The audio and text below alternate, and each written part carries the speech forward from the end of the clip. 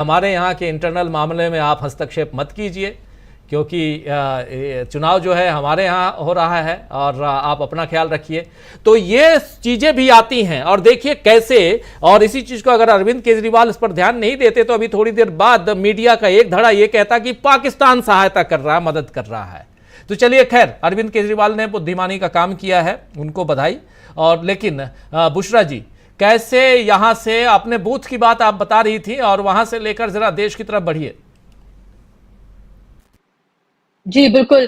तो ये 58 सीटें बेहद महत्वपूर्ण है। आप अरविंद केजरीवाल का यहाँ पर जिक्र कर रहे हैं और भले ही उन्होंने यहाँ पर सफाई दे दी हो या कुछ भी कर दिया हो, लेकिन आपको पता है कि इसको मुद्दा बनाया जाएगा। इससे पहले भी इसको मुद्दा बनाया गया है और लगातार हम ये देख रहे हैं कि जिस तरह से अलग अलग इलाकों से जो तस्वीरें सामने निकल कर आ रही हैं। दिल्ली की अगर हम बात करते हैं तो लगातार आम आदमी पार्टी सुबह से ही ये बताने की कोशिश कर रही है कि कैसे अलग अलग बूथों पर, जहां पर इंडिया गठबंधन के जो कैंडिडेट्स हैं वो मजबूत हैं, वहां पर क्या कुछ हालात पैदा हो रहे हैं। उत्तर प्रदेश का हम जिक्र करेंगे। उत्तर प्रदेश की जो 14 सीटें हैं वो बेहद महत्वपूर्ण हैं और यहाँ पर इंडिया गठबंधन मजबूत है। इसके अलावा यहाँ पर बीएसपी जो है उसके हम बात करना चाहेंगे। बीएसपी भी काफी मजबूत है इन सीटों पर, लेकिन जो एससी जो दलित वोट बैंक है वो दरअसल अपने आप को एक तरह से कुछ दिन पहले तक मैं कह सकती हूँ कि एक तरह से अपने आप को लावारिस समझ रहा था। उसको ये लग रहा था कि जिस हालात में मायावती चुनाव लड़ रही हैं, बिल्कुल ऐसा लग रहा है कि उन्होंने एक तरह से सरेंडर कर दिया है,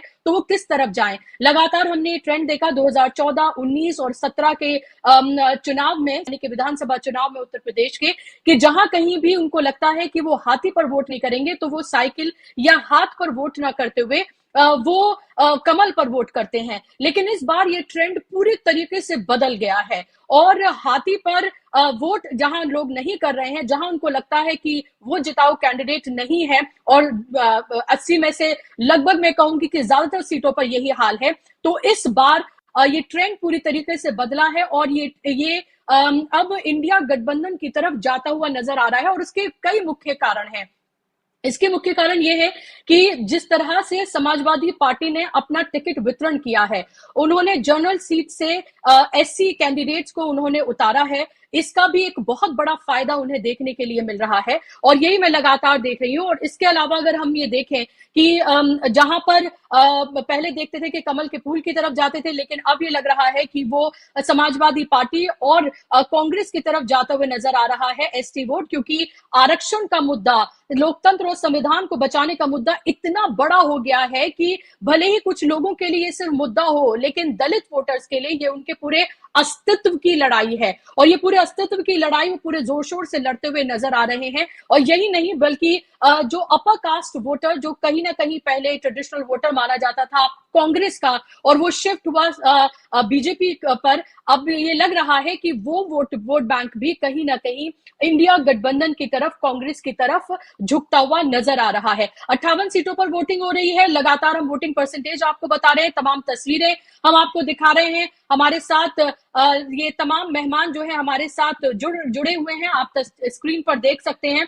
और राकेश पाठक जी, 6 चरण का चुनाव आज मुकम्मल हो जाएगा।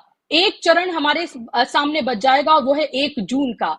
आज 7 सीटें दिल्ली की, 10 सीटें हरियाणा की, 14 सीटें उत्तर प्रदेश की, बिहार की, झारखंड की, उड़ीसा की, पश्चिम बंगाल की, बेहद महत्वपूर्ण ये सीटें हैं। लेकिन सबसे ज्यादा जहां से बुरी खबर भारतीय जनता पार्टी के लिए है वो है हरियाणा, जहां से 10 में से 10 सीटें जीती थी और लग रहा है कि शायद बहुत अगर उन्होंने कुछ अच्छा किया तो 2-3 सीटें उनके पाले में चली जाएं। वहीं दिल्ली की बात करते हैं, लगातार 10 सालों से सातों की सातों सीटें वो जीतते आ रहे हैं, लेकिन एंटी इनकम्बेंसी का हाल ये था कि एक सीट के अलावा तमाम सीटों पर उन्हें अपने कैंडिडेट्स बदलने पड़ते हैं।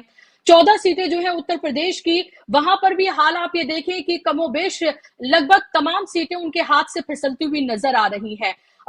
पश्चिम बंगाल, उड़ीसा, झारखंड, ये तमाम वो जगहें हैं जहां से बहुत अच्छी खबरें नहीं आ रही हैं और यही वजह है कि भाषा का स्तर भी गिरता जा रहा है। इंटरव्यूज आप ये देखिए कि एक चैनल को कई इंटरव्यूज दे रहे हैं वो, और वो तमाम तस्वीरें हमारे सामने हैं। अब तक के 6 चरण के गुजरे हुए चुनाव को आप कैसे देख रहे हैं? गर्मी बहुत ज्यादा है, उसके बावजूद भी मैं कहूंगी कि आज वोटिंग परसेंटेज फिर भी ठीक है। देखिए बुशरा, जिस तरह से अभी तक चुनाव हुआ है, पहले चरण से लेकर 6वें चरण तक, बहुत कुछ बदला नहीं है। बदला जो है वो ये है कि भारतीय जनता पार्टी और मोदी के प्रति असंतोष अब खुलकर सामने आने लगा है। आज का छठवां चरण इसलिए भी ज्यादा महत्वपूर्ण है कि इसमें विपक्ष और कांग्रेस के पास खोने के लिए कुछ नहीं है। जैसा कि अभी राजीव भी बता रहे थे कि हरियाणा, दिल्ली, उत्तर प्रदेश, इनमें ज्यादातर सीटें बीजेपी के पास थी, लेकिन 2019 और 2024 के बीच में बहुत कुछ घटित हो चुका है। इस बार का चुनाव विपक्षी एकता के छाते के नीचे जिस तरह हो रहा है वो एक बड़ा प्रयोग है, नया प्रयोग है।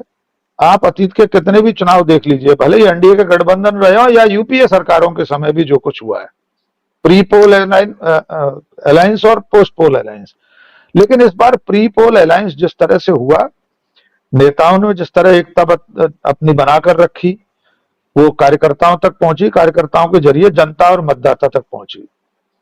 तो कुल मिलाकर आज की तारीख में भारतीय जनता पार्टी चूंकि शिखर पर थी, सबसे ज्यादा अंकों के साथ थी, उससे ऊपर तो जा नहीं सकते। अगर आप किसी परीक्षा में 100 में से 100 अंक प्राप्त कर चुके हैं तो 101 तो मिलेंगे नहीं, ये हो सकता है अगली बार 2 नंबर कम हो जाए। आज भारतीय जनता पार्टी उसी पायदान पर है कि सर्वोच्च शिखर पर रहने के बाद, सब कुछ हासिल करने के बाद अब उसका ढलान का समय है, ये उतार का समय है।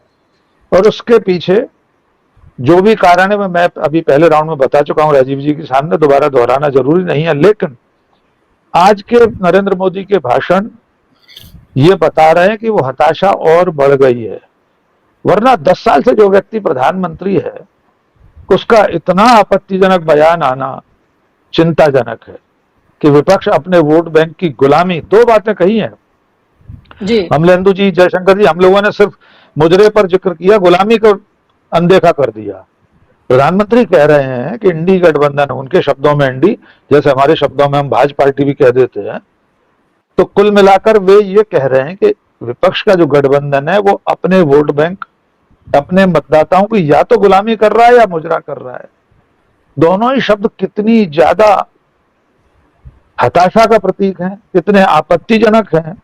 कोई भी राजनीतिक दल हो, खुद भारतीय जनता पार्टी भी, खुद नरेंद्र मोदी भी अपने वोट बैंक, उनका जो अपना कोर वोटर है, उनका जो अपना टीजी है, उनका जो टारगेट ग्रुप है, उससे संतुष्ट करने के लिए, उसकी भावनाओं का ध्यान रखने के लिए तो बहुत कुछ करते। क्या कभी विपक्ष के किसी नेता ने कहा है कि ये गुलामी है या मुजरा करना है? क्या इससे पहले कि किसी चुनाव में किसी प्रधानमंत्री ने ऐसे शब्दों का इस्तेमाल किया? ये एकदम सड़क छाप बाजारू भाषा प्रधानमंत्री के श्रीमुख से शोभा नहीं देती। ये बेहद आपत्तिजनक है।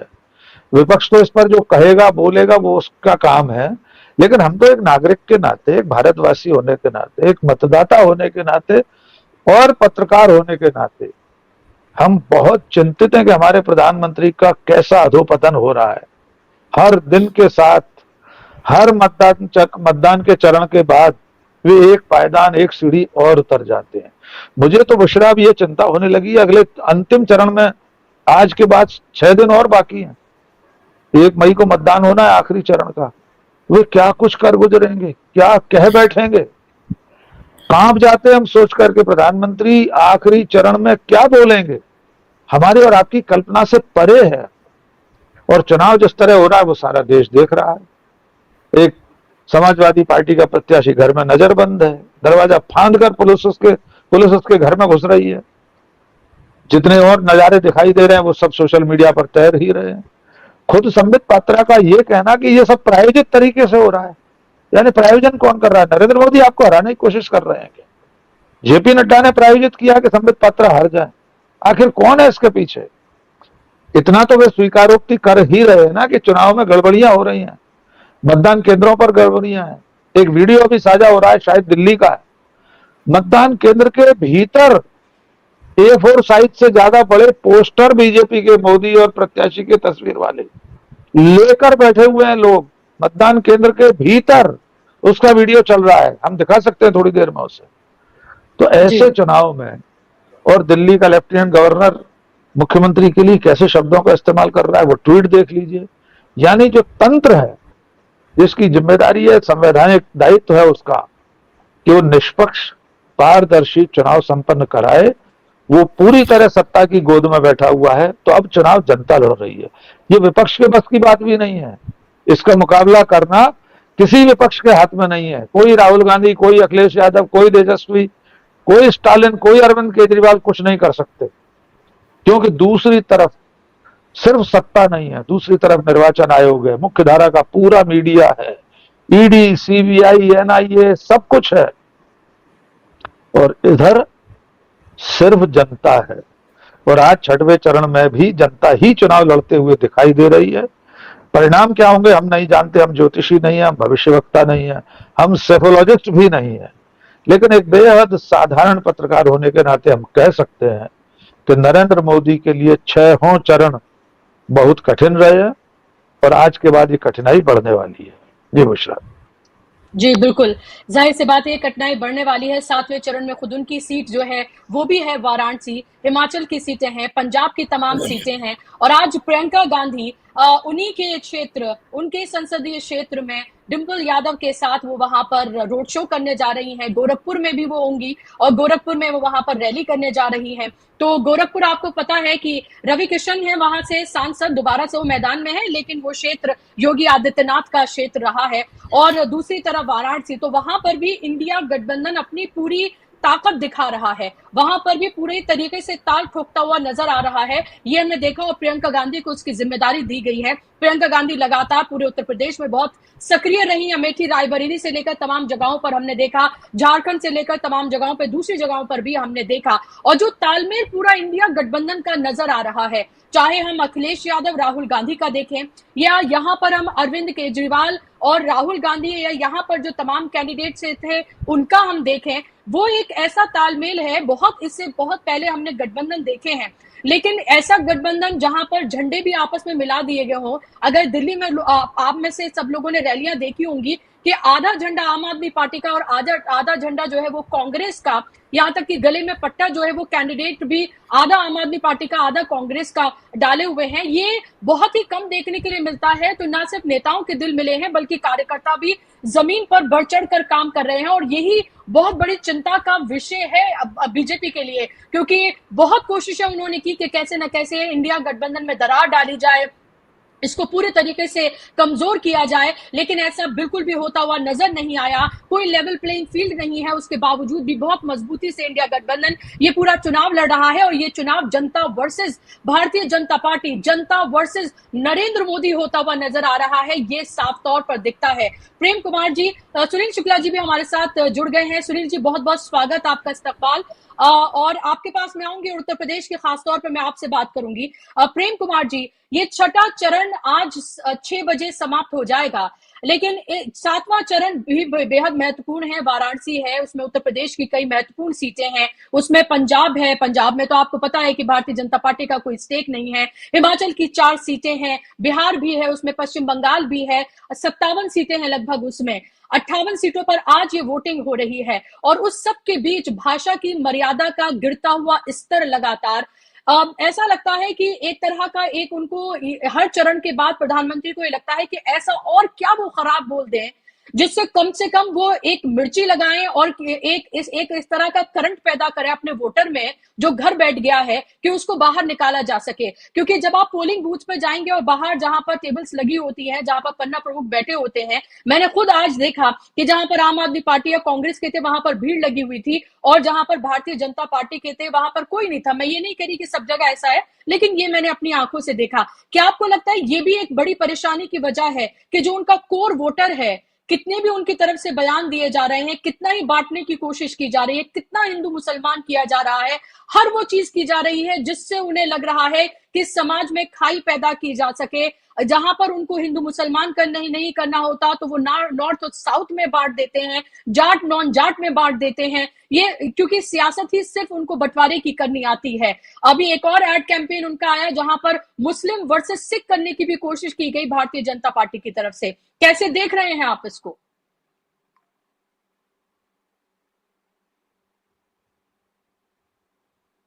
प्रेम कुमार जी। बुशरा जी, देखिए, सबसे पहले तो शुक्रिया कि इस डिबेट को आप बढ़ा रही हैं आगे, और दूसरा, और मुझे अवसर मिला बोलने का। दूसरा ये कि देखिए, नरेंद्र मोदी जी ने लगातार अपने बयानों को कड़वा बनाया। पहले चरण के बाद, दूसरे चरण के बाद क्रमशः वो कड़वा बनाते गए। तो इसका क्या कारण है?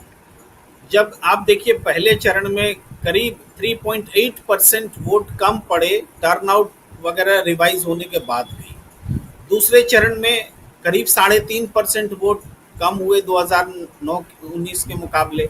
वो भी सारा मतलब फाइनल फिगर बता रहे हैं। तो वो जो बेचैनी दिख रही थी कि वोट घट रहे थे, लोगों में उत्साह की कमी थी, बीजेपी के कैडर्स में एकजुटता नहीं थी, उन्होंने स्वयं जो रणनीति बनाई अपने नेताओं को वो जोड़ नहीं पाए, इन सब। और इसका फायदा दूसरी तरफ इंडिया गठबंधन अपने मैनिफेस्टो और नारों पर ले रहा था।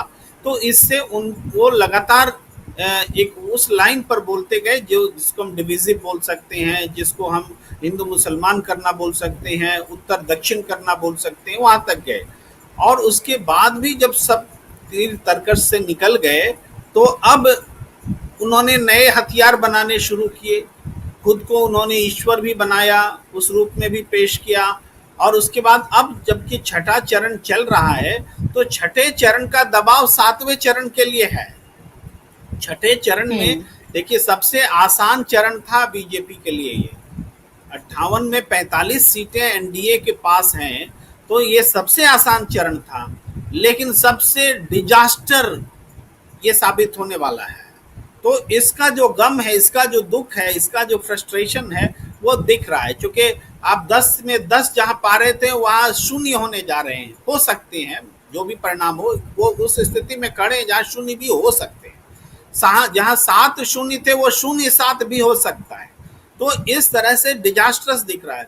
उत्तर प्रदेश में जहां 14 सीटें थी, हो सकता है 11-12 पर पहुंच जाए, मतलब उनके अगेंस्ट में, और उनकी सीटें 1-2 रह जाएं।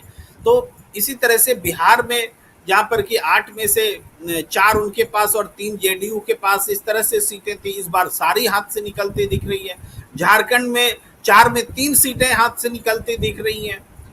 पश्चिम बंगाल जो गढ़ है इस बार के चुनाव में, जो शुभेंदु अधिकारी के आसपास वाला क्षेत्र है, वहां पर भी चुनाव हो रहे हैं। तो उन सब जगहों में भी आज आश्वस्त नहीं है बीजेपी कि अपना 2019 का चुनाव रिपीट कर सके। यानी हर जगह से नुकसान है। तो ये फ्रस्ट्रेशन का तो अब आखिरी चरण है। अब इस आखिरी चरण में क्या हो सकता है? तो अब मुजरा करने जैसा, लानत मनालत भेजने का, नीचा दिखाने का जो तरीका है उस पर उतर आए हैं। गुलाम के तौर पर, ठीक याद दिलाया डॉक्टर राकेश जी ने, कि गुलाम के तौर पर बोलना एक अलग किस्म का भाव है कि अपने प्रतिस्पर्धी को वोट बैंक का गुलाम बना रहे हैं। वोट बैंक को नेगेटिव अर्थ में भी लेते हैं, पॉजिटिव अर्थ में भी लेते हैं, लेकिन हम लोग तो वोट बैंक को पॉजिटिव अर्थ में लेते हैं। वोट बैंक नेगेटिव क्यों होगा? पर उसका हम गुलाम अगर हैं भी तो कोई ऐसी बात नहीं है, लेकिन फिर भी गुलाम शब्द ही नेगेटिव है। हम उसको पॉजिटिव बना लेते हैं अपने उपयोग में, उन्होंने नेगेटिवली इस्तेमाल किया है। तो ये जो फर्क दिख रहा है, मुझे साफ लग रहा है कि जो भी उनको खबर मिल रही है चारों तरफ से, वो खबर निराशा पैदा करने वाली मिल रही है। हम देख रहे हैं कि स्थानीय स्तर पर वृंदा करात बोल रही, उनको वोट देने नहीं मिला। जो गई वोट देने, 2 घंटे से मशीनी खराब है, एक चीज ठीक हुआ तो दूसरा खराब हो गया। यानी इंटेंशनली हो रहा है, ऐसा भी देखने को लग रहा है। जहां पर उनके वोटर्स नहीं है या कम है, वहां ऐसा किया जा रहा है कि एडमिनिस्ट्रेटिवली स्लो कर दो, वोटिंग को स्लो कर दो। इस बार मतदाता लाइनों में लगे हैं। खास बात है, ये इंगित करने वाली बात है। वोटिंग कम हुई, जैसे महाराष्ट्र में वोटिंग कम हुई पिछले चरण में, मगर वोटर्स निकले ज्यादा। वो लाइनों में, उनको वोट देने का मौका नहीं मिला। तो इसका मतलब ये नहीं है कि महाराष्ट्र में वोटिंग कम हो रही है, वोटिंग ज्यादा हो रही है, वोटिंग देने नहीं दिया गया, वो ईवीएम में नहीं आई वो वोटिंग, ये समझिए। तो ये क्या है? ये सत्ता के खिलाफ गुस्सा है। जो भी वोट पड़ रहे हैं उसके खिलाफ वोट पड़ रहे हैं। तो इसी तरीके से जो हाल हरियाणा में हम देख रहे हैं, वैसा ही हाल महाराष्ट्र में देख चुके हैं, लगभग कंपेयर हो रहा है। ये हालात बन रहे हैं। बीजेपी सत्ता से बाहर जा रही है, उनको प्रशांत किशोर जैसे व्यक्ति का सहारा लेना पड़ रहा है, हवा खड़ी करनी पड़ रही है ताकि अंतिम 2 चरण के चुनाव बचाए जा सके। लेकिन ये चुनाव बचता नजर नहीं आ रहा है। जी जी, बिल्कुल। प्रशांत किशोर का सहारा लिया जा रहा है, लेकिन उनको पानी पिलाने वाले जर्नलिस्ट भी मौजूद हैं कि किस तरह से पानी पिलाकर उनकी सारी हवा जो है वो ठंडी कर दी गई है। सफाइयाँ देते घूम रहे हैं और लगातार हम यही देख रहे हैं कि एक के बाद एक इस तरह के बबल्स क्रिएट करने की कोशिश जो है वो प्रधानमंत्री कर रहे हैं कि किसी न किसी तरीके से वो माहौल बना दें या फिर जो गड़बड़ियां की जा रही हैं उसके लिए कोई जस्टिफिकेशंस वो क्रिएट कर दें, ये भी कोशिश की जा रही है। लेकिन तमाम चीजें इस बार काम करती हुई नजर नहीं आ रही हैं, ये साफ तौर पर देखा जा सकता है। जयशंकर गुप्त जी, मैंने और सुनील शुक्ला जी, हम तीनों ने आज वोट किया है। मेरी और जयशंकर गुप्त जी की तो सीट एक ही है ईस्ट दिल्ली, और सुनील शुक्ला जी ने जी बिल्कुल उत्तर प्रदेश में उन्होंने वोट किया है। तो हम तीनों अपनी फिंगर्स जो है वो दिखा सकते हैं ताकि जो हमें लोग यहाँ पर देख रहे हैं, जो हमारे दर्शक हैं और जिनका आज वोट है, कम से कम वो उत्साहित महसूस करें और ये सोचे कि हमने भी अपने वक्त में से ये वक्त निकाला और धूप सब कुछ थी, लेकिन उसके बावजूद भी जाकर वोट किया है। तो वोट आप जरूर करिए। बहुत धूप है, मुझे भी बहुत परेशानी हुई, बहुत पसीने आए, सब कुछ हुआ और भी बहुत सारी परेशानियां मैंने झेली, लेकिन उसके बावजूद भी घर से डिसाइड करके निकली थी कि वोट हर हालत में करना है और मैं वो वोट करके आई। और ऐसा ही हो सकता है कि जयशंकर जी को शायद उतनी परेशानी नहीं हुई। अभी मैं सुनील जी से पूछूंगी कि सुनील जी ने वोट किया है। सुनील जी, आपने वोट किया है, 14 सीटों पर उत्तर प्रदेश में आज वोटिंग है। सबसे पहले आपका एक्सपीरियंस और उसके साथ साथ आपने वहां क्या देखा अपने बूथ पर, और इन 14 सीटों पर कैसे हालात बनते हुए आप देख रहे हैं। कुछ तो हमने देखा आजमगढ़ से लेकर फूलपुर, वो तमाम जनसभाएं हमने देखी जहां इतना जन सैलाब था कि उन्हें कंट्रोल करना मुश्किल था, कुछ जगहों पर तो लाठीचार्ज तक करना पड़ा। धन्यवाद बुशरा जी। एक तो मेरा मतदान का आज का अनुभव बहुत अच्छा रहा, इसलिए अच्छा रहा, उसमें मैं कारण मानता हूँ कि मैं जल्दी चला गया। जी एकदम कड़ी धूप हो उसके पहले मैं सपत्नी जल्दी पहुंच गया वहाँ। और एक अच्छी बात यह रही कि इस हमारे इलाके की जो बीएलओ है, यानी बूथ लेवल ऑफिसर, इसने उन्होंने 2 दिन पहले मतदाता पर्ची घर घर पहुंचा दिया था। तो मुझे ये ढूंढना नहीं था कि मेरा किस कक्ष में मुझे मतदान करना है या कहाँ जाना है। और अपना इपिक था तो, और बहुत लंबी लाइन नहीं लगी, बल्कि लाइन एकदम नहीं लगी, और सीधे सीधे मैं उस मतदान कक्ष में पहुंच गया जहां मुझे मतदान करना था। और सुबह का समय था, इसलिए मुझे दिक्कत नहीं हुई। अच्छी बात है, मुझे भी दिखाई पड़ी कि वहाँ पे मुख्य दरवाजे पर ही धूप के कारण से ही एक शामियाना लगा हुआ था, तो लोगों को मतदान केंद्र के अंदर जाने में कोई दिक्कत नहीं हो रही थी। एक और अच्छी बात जो मुझे लगी अपने मतदान केंद्र पर, वो था कि बीएलओ वहाँ मौजूद थी, एक अपना डेस्क, हेल्प डेस्क लगा के बैठी हुई थी कि जिनको भी अपना ढूंढना होता था कि कहाँ उनको मतदान करना है, कहाँ जाना है, वो सबको गाइड भी कर रही थी। तो मेरा तो अनुभव तो अच्छा था, बहुत कम समय मतदान करके मैं निकला। और चूंकि एक तरह की वो थी, लोग जो मतदाता वहाँ पहुँच रहा था वो मुझे लगा कि जागरूक मतदाता था, उसको पता था कि मुझे उसको वोट कहाँ देना है और कैसे देना है। मुझे बल्कि आसपास में देखा तो चूँकि शहरी इलाका है, वो पोलिंग पार्टियों के जो बस्ते हैं वह उतने सजे धजे नज़र नहीं आए, उससे ज़्यादा भीड़ मुझे बीएलओ के पास दिखाई पड़ी। 1-2 मतदान केंद्रों पर मैं गया तो हाँ, पॉलिटिकल पार्टीज के बस्ते थे। एक मुझे आश्चर्य ये जरूर लगा, या मतदान कर्मियों को या मतदान से जुड़े हुए लोगों को ये ध्यान देना चाहिए कि पत्नी का बूथ मतदान केंद्र कहीं और है, पति का मतदान केंद्र कहीं और है, और दोनों के बीच में अच्छी खासी दूरी है। तो यह ध्यान देने की आवश्यकता होनी चाहिए कि इस तरह का कम से कम मतदान केंद्रों के निर्धारण में यह सुविधाएं न हो। अब आप जो आज मतदान जिन जिन जगहों पे हो रहा है, अगर आप उसकी बात करें तो इसका टोन अगर आप ये महसूस कीजिए तो 2022 के विधानसभा चुनाव में से ही तय होने लगा था। ये कई ऐसे क्षेत्र यहाँ पे हैं जहाँ पे भारतीय जनता पार्टी का खाता भी नहीं खुला। अम्बेडकर नगर है, आजमगढ़ है, कौशाम्बी है, कई लोकसभा के चुनाव में इसमें कम से कम 3 संसदीय क्षेत्र ऐसे हैं जहां 1% से भी कम पे हार जीत हुई है, 1% से भी कम। जिसमें मछली शहर शामिल है। तो आप कहाँ से आपको क्या जन समर्थन मिलेगा? केवल 2 संसदीय क्षेत्र ऐसे हैं, आप कह सकती हैं, जिसमें भारतीय जनता पार्टी का एक इतिहास है। एक प्रतापगढ़ है और एक जौनपुर है, जहां पे 1962 में जनसंघ के उम्मीदवार भी जीते हैं, ये कह सकते हैं। अन्यथा अधिकांश सीटें ऐसी हैं जहां पे भारतीय जनता पार्टी या तो 2014 में जीती है या 1991 में जीती है, उसके पहले इसका कोई इतिहास नहीं है। लालगंज की सीट है, जयशंकर जी अच्छी तरह से जानते हैं, रामधन की सीट रही है और रामधन जी 1-2 बार सांसद नहीं रहे हैं और एक मजबूती के साथ उन्होंने उस क्षेत्र को तैयार किया। भारतीय जनता पार्टी को वहां अपना उम्मीदवार नहीं मिल रहा है। जो बीएसपी का पिछली बार का जीती हुई उम्मीदवार हैं, उसको उन्होंने अपना उम्मीदवार बनाया। तो ये इस स्थितियां, ये ढेर सारी जगहों पर भारतीय जनता पार्टी को दल बदलुओं को अपना उम्मीदवार बनाना पड़ा है। लोगों में उत्साह है, लोग वोट देने के लिए जा भी रहे हैं। अगर लगभग 38% मतदान उत्तर प्रदेश में हुआ है 1 बजे तक, और दिल्ली जैसे राज्य में 32-33% के आसपास है, तो आप उत्तर प्रदेश में कम ये कह सकते हैं कि पश्चिम बंगाल और झारखंड के बाद सबसे ज्यादा मतदान उत्तर प्रदेश का ही है। जिन इलाकों में मतदान हो रहा है वहाँ भारतीय जनता पार्टी की प्रतिष्ठा जहाँ पे है। हालांकि उसमें 4 संसदीय क्षेत्र ऐसे हैं जहाँ पिछले 2019 के चुनाव में बीएसपी जीती थी, भारतीय जनता पार्टी को हार का सामना करना पड़ा था। लेकिन बहुत सारे क्षेत्र ऐसे हैं जहाँ पे हार जीत का अंतर बहुत ही कम था, जैसे कौशाम्बी का ही थे।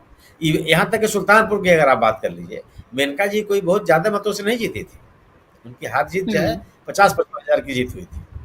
लोकसभा के चुनाव में 50-55 हजार का वोट कोई मतलब नहीं होता।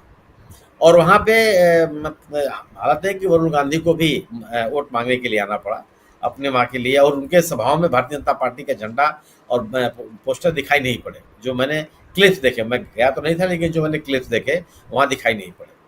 तो ये चाहे पूर्वी उत्तर प्रदेश हो या अवध का क्षेत्र हो, अब श्रावस्ती का ही क्षेत्र देख लीजिए। श्रावस्ती में हार जीत कितने की थी? बहुत ही मामूली अंतर से जीत हार है वहाँ। श्रावस्ती और कौशाम्बी, श्रावस्ती और मछली शहर, 2 संसदीय क्षेत्र ऐसे हैं जहाँ पे हार जीत का फैसला 1% के भी कम अंतर से हुआ। वहाँ पे श्रावस्ती ने भारतीय जनता पार्टी ने जो प्रधानमंत्री जी के मुख्य प्रधान सचिव रहे हैं, उनके पुत्र को मैदान में उतारा है। जो पुराने उम्मीदवार, वहाँ पहली बार 2014 में बीजेपी जीती है श्रावस्ती में, हरिओम पांडे चुनाव जीते थे, जिनको बाद में 2019 में टिकट नहीं दिया गया, उम्मीदवार बदल दिया गया। 2014 में जीते थे दत्तन मिश्रा, उसके बाद उनको टिकट नहीं मिला। इस बार फिर साकेत मिश्रा को पार्टी ने मैदान में उतारा है। तो श्रावस्ती हो, अम्बेडकर नगर हो, आजमगढ़ हो, इलाहाबाद, फूलपुर, कौशाम्बी, ये जितने संसदीय क्षेत्र हैं, उन सभी, कोई भी ऐसा संसदीय क्षेत्र नहीं जिसको आप बहुत विश्वासपूर्वक कह लें कि भारतीय जनता पार्टी जीत रही है। भारतीय जनता पार्टी के सामने कड़ा मुकाबला है, और जो समाजवादी पार्टी ने अपने सामाजिक समीकरणों को फैलाने की कोशिश की है, उसका असर दिख रहा है। भारतीय समाजवादी पार्टी MY समीकरण से बाहर निकली है। जो गैर यादव या गैर कुर्मी पिछड़े हैं, उनको अपने उम्मीदवारों के रूप में शामिल किया, सवर्णों को अपने उम्मीदवारों के रूप में शामिल किया, जो कि पिछले चुनावों में इस तरह की गलतियां भी समाजवादी पार्टी से हुई थी कि वो एक निश्चित समीकरण के आधार पर अपने उम्मीदवारों को तय कर रही थी। और आप विरोध का अंदाजा इससे लगा लीजिए कि जैसे कौशाम्बी संसदीय क्षेत्र है, कौशाम्बी के में पिछले विधानसभा चुनाव में कौशाम्बी जिले में 3 विधानसभा क्षेत्र हैं, तीनों विधानसभा क्षेत्र भारतीय जनता पार्टी हार गई। उसमें उप मुख्यमंत्री केशव प्रसाद मौर्य भी शामिल है। 2 विधानसभा सीटें प्रतापगढ़ जिले में है, वो भी दोनों सीटें बीजेपी हार गई, और वहां जनसत्ता दल चुनाव जीता, जो उनका पुराना क्षेत्र है, गढ़ है एकदम, रघुराज प्रताप सिंह का। रघुराज प्रताप सिंह ने भारतीय जनता पार्टी को समर्थन देने से इनकार कर दिया। वो रघुराज प्रताप सिंह जिन्होंने राज्यसभा के चुनाव में भारतीय जनता पार्टी के उम्मीदवार को मतदान किया था, और यही राज्यसभा का चुनाव है 6 साल पहले, जब उनकी दूरी बढ़ गई थी समाजवादी पार्टी से। वो अखिलेश यादव को आश्वासन देकर के निकले थे कि वो समाजवादी पार्टी को उम्मीदवार को मतदान करेंगे, और यहाँ विधान भवन में जो मतदान, तिलक हाल में जो मतदान केंद्र था, वहां आकर के उन्होंने भारतीय जनता पार्टी को मतदान किया था। बड़ी घटना थी जिसकी वजह से दोनों नेताओं के बीच दूरी बढ़ी। इस चुनाव तक आते आते उन्होंने ये कहा कि अखिलेश यादव के साथ उनका कोई विवाद नहीं है और किसी तरह की असहमति नहीं है। यह एक घटना, इस घटना का मैं आपसे उल्लेख इसलिए कर रहा हूं कि यह प्रदेश में बदलते हुए राजनीतिक माहौल का बहुत बड़ा संकेत है। अब अगर आप बात कीजिए कि जो आप निर्वाचन आयोग की बात करें, इस निर्वाचन आयोग की जो भूमिका है उसको लेकर पूरे समाज में हलचल है। अगर निर्वाचन आयोग, और यह इस समय से नहीं है, आप याद कीजिए कि जब से चुनाव की घोषणा हुई 7 चरणों में जिस तरीके से चुनाव कराने का ऐलान किया गया, 2 चरणों के बीच में जो समय अवधि रखी गई, जिस तरह से उत्तर प्रदेश, पश्चिम बंगाल जैसे राज्यों में सभी 7 चरणों में चुनाव कराए जा रहे हैं, इसको लेकर के भी निर्वाचन आयोग की आलोचना की गई। यह दुर्भाग्यपूर्ण स्थिति है कि निर्वाचन आयोग ने आम लोगों को विश्वास में लेने की कोई कोशिश नहीं की। इलेक्ट्रॉनिक वोटिंग मशीन का मसला तो अपनी जगह पे है ही है, लेकिन जो पूरी की पूरी प्रक्रिया है, अगर जब आप याद कीजिए कि जब पत्र प्रतिनिधियों ने पूछा उनसे कि साहब इतना लंबा चुनाव क्यों हो रहा है और ईवीएम का सवाल, तो उन्होंने कोई शेर सुनाया था, वो कविता पाठ कर रहे थे, उन्होंने लोगों का जवाब नहीं दिया।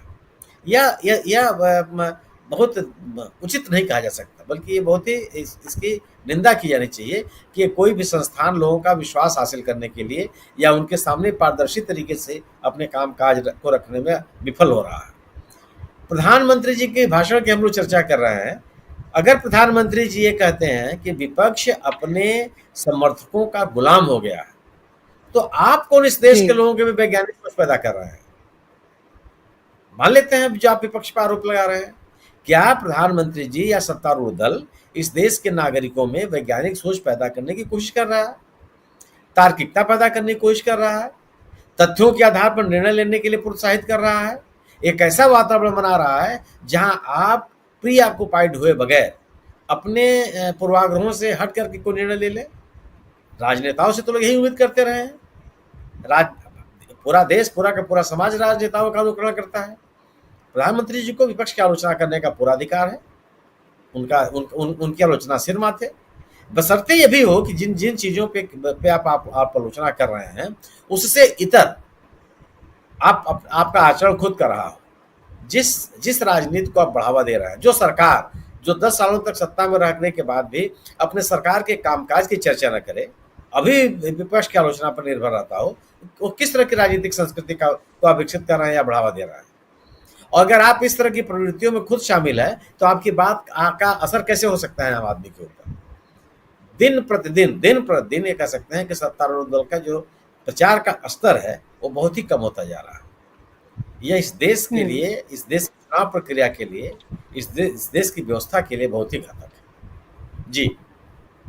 जी बिल्कुल, जाहिर सी बात है, जिस तरह का स्तर लगातार गिरता चला जा रहा है और हर बार एक नए वर्ड जो है वो गढ़ते हैं प्रधानमंत्री, उनको लगता है और इससे कुछ खराब कहा जाए, क्योंकि पिछली बार जितना खराब कहा गया था, जिस भाषा का इस्तेमाल किया गया था, शायद उसका असर उस तरह से हुआ नहीं। तो फिर से किस तरह से विपक्ष को पूरी तरीके से डिमीन किया जाए, यही पूरा का पूरा चुनाव जो है प्रचार उनका इसी पर ही आधारित था। कितनी बार उन्होंने हिंदू मुसलमान कहा, कितनी बार उन्होंने विपक्ष का नाम लिया, राहुल गांधी का नाम लिया, कांग्रेस का नाम लिया, इंडी गठबंधन का नाम लिया, शहजादे उन्हें पुकारा। अब वो कह रहे हैं कि आपके आका की पत्नी भी प्रधानमंत्री पद की रेस में है और कांग्रेस के लिए यानी कि राहुल गांधी के लिए कहा कि वो भी रेस में है।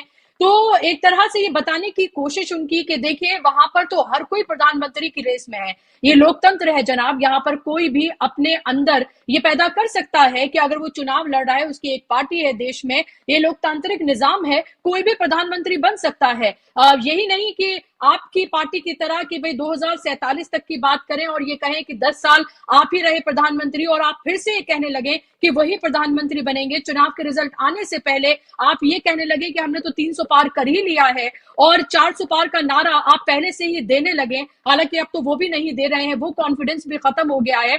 लेकिन आप ये देखिए कि जिस तरह से टीवी चैनल्स पर इंटरव्यूज दिए जा रहे हैं और वहां पर जो सो कॉल्ड पत्रकार हैं, जो पत्रकार के भेष में दरअसल बीजेपी के एजेंट हैं, वो किस तरह से वहां पर काम कर रहे हैं और किस तरह के सवाल पूछते हैं और कैसे वो वहां पर सिर्फ हंसी मजाक और ठहाके लगाते हैं। और यही वजह है कि इन 10 सालों में पत्रकारिता किस गर्क में चली गई है कि लोगों को अब यकीन ही नहीं होता है, वो कुछ भी कहें। और इसीलिए वो हमारे जैसे प्लेटफॉर्म पर आकर ये देखने की कोशिश करते हैं कि आखिर सच क्या है, और हम उन्हें सच दिखाने की कोशिश करते हैं।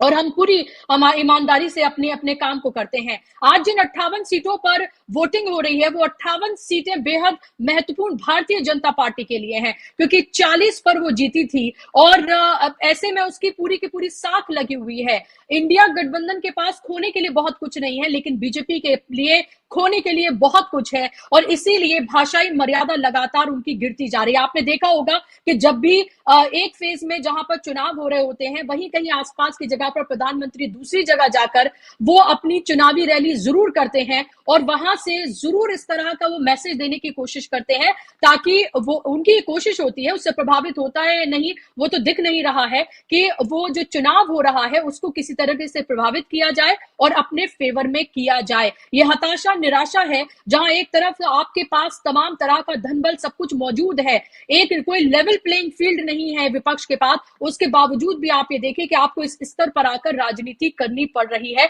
और आपके पास वही मुद्दे हैं हिंदू मुसलमान के 370, राम मंदिर, वही तमाम मुद्दे हैं आपके पास। जयशंकर गुप्त जी भी हमारे साथ मौजूद हैं, अमलेंदु उपाध्याय भी जी। अमलेंदु जी, आपके पास मैं आऊं और तमाम अपडेट्स आपसे मैं लूं।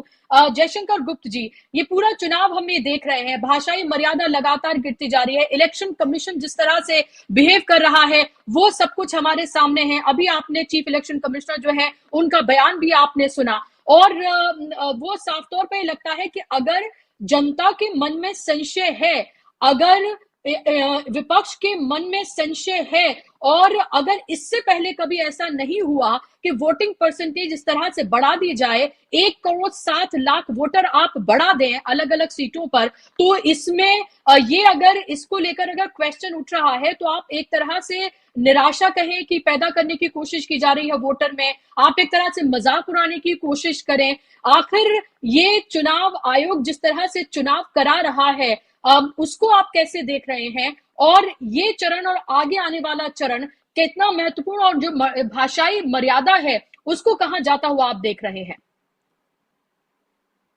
नहीं बुशरा, मुझे बहुत आश्चर्य नहीं हो रहा है प्रधानमंत्री जी की भाषा को लेकर के, क्योंकि ये तो हम लोग पहले से ही कहते जा रहे हैं कि सब बौखलाहट बढ़ते जाएगी, उनकी भाषा और अभद्र होते जाएगी, असंसदीय होते जाएगी, अमर्यादित होते जाएगी। तो इसमें तो कोई बहुत आश्चर्य नहीं, अभी तो और एक चरण का बाकी है मेरे ख्याल से, इसके बाद और वो इसी तरह की भाषा बोलेंगे, इससे और कुछ बातें, देखिए कड़वी बातें नहीं बोल रहे हैं, वो हास्यास्पद बातें बोल रहे हैं, मतलब उस पर लोगों को हंसी भी आ रही है और लोगों को तरस आ रहा है कि कैसा हमारा देश का प्रधानमंत्री है जो विश्वगुरु होने की बात करता है और इस ढंग की भाषा बोल रहा है। अविनाशी है तो परमात्मा ने भेजा है, तो बायोलॉजिकल पैदाइश नहीं है, और फिर वो जो इस तरह से मुजरे की बात करने लग गए कि साहब मतदाताओं जो उनका जो वोट बैंक है उनके सामने मुजरा करते हैं और ये करते हैं। देखिए बिहार में उनकी परेशानी की बात दूसरी है, असल में वहां का चुनाव पूरा का पूरा जो है अगड़ा पिछड़ा के बीच का चुनाव हो चुका है, और भारतीय जनता पार्टी पूरी तरह से अगड़ों की पार्टी के रूप में रिकॉग्नाइज्ड हो गई है। उनके पास जो 17 सीटें मिली है चुनाव लड़ने के लिए एनडीए अलायंस में, उसमें से 2/3 सीटें उन्होंने सिर्फ सवर्ण समाज के लोगों को दी है। अब उनके सामने एक समस्या हो गई है कि जो दलित समाज है, SC ST के लोग हैं, या ओबीसी में है, ईबीसी जो पिछली बार नीतीश कुमार के नाम पर बहुत सारा उनके गठबंधन के साथ चला गया था, इस बार वो हट रहा है, उनसे खिसक रहा है, दरक रहा है। इस बार उसको लग रहा है कि अगर ये लोग जीत जाएंगे, 400 सीट लेके आ जाएंगे, सरकार इनकी बन जाएगी, तो संविधान बदल देंगे। संविधान में बदलने के बाद वो बार बार वो कहते रहते हैं ना कि आरक्षण की समीक्षा होनी चाहिए, तो कोई कहता है कि नहीं आर्थिक आधार पे आरक्षण मिलना चाहिए, और फिर दूसरा जैसे आज वो कह रहे हैं कि मुझे SC ST के लोगों का मैं हितैषी हूँ, बड़ा चिंतित, तो उनके हक को मारने नहीं दूंगा। भाई सारी सरकारी नौकरियां आपने खत्म कर दी है, 30 लाख नौकरियां पड़ी हुई है, अगर 30 लाख नौकरियों में भर्ती होती तो SC ST समाज के लोगों को, OBC समाज के लोगों को वहां नौकरियां मिलती। सारा का सारा आपने प्राइवेट निजीकरण कर दिया है, अब निजीकरण में निजी कंपनियों में तो कहीं आरक्षण है नहीं, तो सीधे एक तो परोक्ष रूप से आप काट रहे हैं उनकी नौकरी, उनके अवसर को खत्म कर रहे हैं, दूसरा ये कि अब ये भी आपके लोग ही कर रहे हैं, मतलब कोई तीसरा आदमी नहीं कर रहा है, आपके लोग कर रहे हैं कि साहब अगर हम 400 सीट पाएंगे तो हम संविधान को बदल देंगे, संविधान बदलने के लिए 400 सीट मिलना जरूरी है। भाजपा के जो संगठन महासचिव प्रभारी हैं बीएल संतोष साहब, वो कह रहे हैं कि संविधान में से हम लोग सेकुलर शब्द निकालेंगे, ये हमारा वादा है, इस तरह की बातें कर रहे हैं, उनके उम्मीदवार कर रहे हैं। तो अगर आपको लगता है कि नहीं संविधान नहीं बदलेंगे या नहीं बदलना है, तो आप स्वयं तो एक बार किसी को भी नहीं किया, किसी को भी ये नहीं कहा कि भाई आप चुनाव लड़ रहे हो, इस तरह की भाषा क्यों बोल रहे हैं आप, या उसको आप ये करते, लेकिन ये सब कुछ नहीं कर रहे हैं, तो लोगों में ये बात तो फैल गई है। दूसरी बात यह है, जैसे ये सब बातें बहुत सारी तो अभी तो हो गई है, चूंकि इसके पहले जब आप नहीं थे हम लोग बात कर रहे थे, मुख्य चुनाव आयुक्त की जो बातें हैं, भाई हमने यही कहा कि उनको आज ही बताना चाहिए था। वो ये बात कर रहे हैं कि हम वक्त आएगा तो बताएंगे, वक्त क्या आएगा, 4 जून के बाद क्या बताएंगे, और उसके बाद कौन आपको सुनेगा, कौन नहीं करेगा। उसके बाद तो या तो लोग अदालतों में जाएंगे, सुप्रीम कोर्ट में जाएंगे, या फिर सड़क पे आएंगे। अगर आपने कुछ खुराफात किया होगा तो उसका जवाब देने के लिए सड़कें हैं अभी भी, इसलिए इसमें कोई बात नहीं है। असल बात यह है कि आज जिस तरह के आरोप लगे हैं, लालजी वर्मा के घर कैसे पुलिस पहुंच गई, चुनाव को मतदान के दिन वो दीवार फांद करके कैसे उनके घर में घुस गई, इसका जवाब देना चाहिए था आपको। पश्चिम बंगाल के बांकुड़ा में जो 5 ईवीएम मशीनें मिली हैं, उस पर बीजेपी का टैग लगा हुआ है, ये कैसे हुआ है, इसके बारे में राजीव कुमार को बताना चाहिए कि भाई ये गलत है या सही है, जो भी है। अब तक तो आपकी चुनावी मशीनरी से आपने फोन करके पता कर लिया होगा कि बात क्या है, उसका सच सामने आना चाहिए। आपको ये बताना चाहिए कि 19 अप्रैल को जो मतदान के आंकड़े आपने दिए थे और 10-11 दिन बाद जो दिए, उसमें 5% का इजाफा कैसे हो गया, इसका सच बताना चाहिए था आपको। ये सारी चीजें जो है, जो जनता के मन में एक बन गया है। देखिए 2 बातें हो रही हैं, एक तरफ तो ये लोग कह रहे हैं हम 400 पार जाएंगे, दूसरी तरफ हो रही है कि मतदान में फर्जी आंकड़े भरे जा रहे हैं कि 1 करोड़ 40 लाख मामूली आंकड़ा नहीं है, वो तो बहुत सारा बदल देगा, पूरा खेल बदल देगा। तो इस लोगों के मन में जो शंकाएं पैदा हो रही हैं, राजनीतिक दलों के मन में या हमारे जैसे लोगों के मन में भी कई बार होती हैं, हालांकि हम पहले से नहीं मानते थे कि भाई ईवीएम में भी कुछ बड़ा खेला बड़े लेवल पे हो सकता है, लेकिन अब ऐसा लग रहा है कि जो जिनकी जो भाषा बोल रहे हैं मुख्य चुनाव आयुक्त और जिस ढंग के आंकड़े दिखाई दे रहे हैं, तो इसलिए ये लोग कुछ भी कर सकते हैं। और तीसरी बात जैसे हो रही है, देखिए सुनील शुक्ला हमारे मित्र हैं, उनको बताना चाहिए था कि इलाहाबाद का हाल क्या है, प्रयागराज का हाल क्या है, वहां पे जो भाजपा ने जिस उम्मीदवार को दिया है, टिकट दिया है, वहां भाजपा के लोग ही थू थू कर रहे हैं उसके नाम के लेकर के, तो वहां पर क्या पोजीशन है ये सामने आना चाहिए। लेकिन हमारी जो सूचना है, जिस तरह से पलटी हुई है, राजा भैया जिस तरह से खुल करके सामने आए हैं समाजवादी पार्टी के लिए, तो कौशाम्बी, जौनपुर, प्रतापगढ़, ये 3 सीटों पे तो उनका भारी दखल है। धनंजय सिंह भी अंदर से ऊपर से भले ही बीजेपी के लिए बोल रहे हैं, लेकिन उनको कसक है कि उनकी पत्नी को चुनाव लड़ने नहीं दिया गया, चुनाव से पहले उनको जेल भेज दिया गया। अगर उनको लग रहा होगा कि नहीं मामला कुछ बदल रहा है, तो जौनपुर की सीट भी आराम से समाजवादी पार्टी के या इंडिया अलायंस के पास आएगी, इसमें कहीं दो राय नहीं लगती है। और सबसे बड़ा परिवर्तन तो हुआ है सुल्तानपुर में, जहां मेनका जी चुनाव लड़ रही हैं। पिछला चुनाव वो 13,000 वोट से कुछ तो जीती थी, 13 या 18,000 जीती थी वो, और उनके खिलाफ जो लड़े थे मोनू सिंह बहुत प्रभावशाली उस इलाके के लोग हैं, और वो बहुजन समाज पार्टी के उम्मीदवार थे। समाजवादी पार्टी और बहुजन समाज पार्टी मिलकर के चुनाव लड़ी थी, तो वो दोनों भाई वो समाजवादी पार्टी में शामिल हो गए, खुल करके शामिल हो गए। अब उसके बाद ही मेनका जी को वरुण को बुलाना पड़े। वरुण गांधी ने भाजपा के बारे में कोई बात नहीं की, मोदी जी के बारे में कोई बात नहीं की, उन्होंने सिर्फ यही कहा कि मैं अपनी माँ के लिए आया हूं, मैं अपनी माँ के लिए वोट मांगने आया हूं। तो वो भी एक मैसेज तो अलग ढंग का जा रहा है।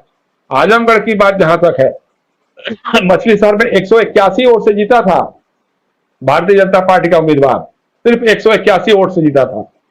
बीएसपी और समाजवादी पार्टी का गठबंधन का उम्मीदवार 181 वोट से हारा था। आजमगढ़ का चुनाव 2019 में पूरी लहर के बावजूद अखिलेश यादव जीते थे, और इस बार भी जब उपचुनाव हुआ तो सिर्फ 5 या 8 हजार वोट से हारे थे। वो समाजवादी पार्टी के धर्मेंद्र यादव जो हारे थे 5 या 8 हजार वोट से हारे थे। तो वो सब सीटें तो उनकी जीती हुई है, सही है, उसमें कहीं कोई बात ही नहीं दिखाई दे रही है। इसी तरह से और बहुत सारी सीटें, दुबलियागंज है, श्रावस्ती है, या ये सारी सीटें जो है, इलाहाबाद की तो दोनों सीटों पर बता रहे हैं लोग, फूलपुर और प्रयागराज दोनों इंडिया अलायंस के झोले में आ सकती है।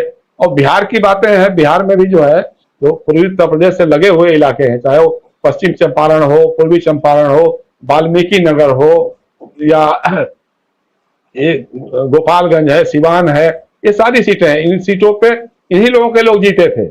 और पिछला जो चुनाव था 2019 का, तो मैं बार बार कहता हूं कि वो चुनाव जो है पुलवामा और बालाकोट और अभिनंदन शर्मा के नाम का चुनाव था। उस चुनाव में जो हुआ उसकी तुलना कभी और किसी चुनाव से करनी बेमानी है। लेकिन उस चुनाव में आप देखिए कि 58 में से 45 सीटें थी जो एनडीए अलायंस के पास थी, मतलब भारतीय जनता पार्टी के नेतृत्व वाले राष्ट्रीय जनतांत्रिक गठबंधन के पास थी। अब उसमें से कितना ही मेंटेन कर पाएंगे ये इनके लिए सोचने वाली बात है।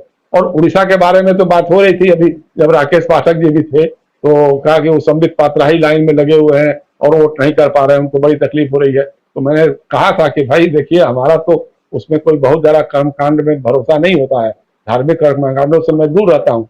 लेकिन जिस तरह की भाषा उन्होंने भगवान जगन्नाथ के बारे में बोली थी, तो जगन्नाथ का कोप उनके सर पे चढ़ के बोल रहा है।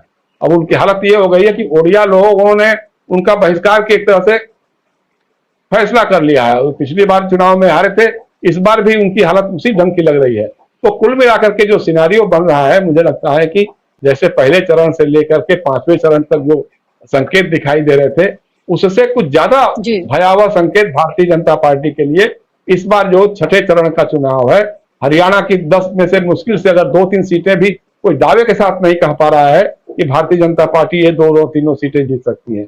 इसी तरह दिल्ली में जो 7 सीटें हैं उसके बारे में भी कोई दावे से नहीं कह पा रहा है कि कौन सी 1 सीट या 2 सीट भारतीय जनता पार्टी का उम्मीदवार श्योर शॉट जीत सकता है, ऐसा कभी दावा नहीं हो पा रहा है। जबकि इंडिया अलायंस के बारे में अगर 4-5 सीटें जीत रहे हैं लोग, चाहे हरियाणा में भी हो तो या दिल्ली में भी हो तो, लेकिन बाकी सीटों पर भी फंसा हुआ मामला है, बहुत ही कांटे की टक्कर है।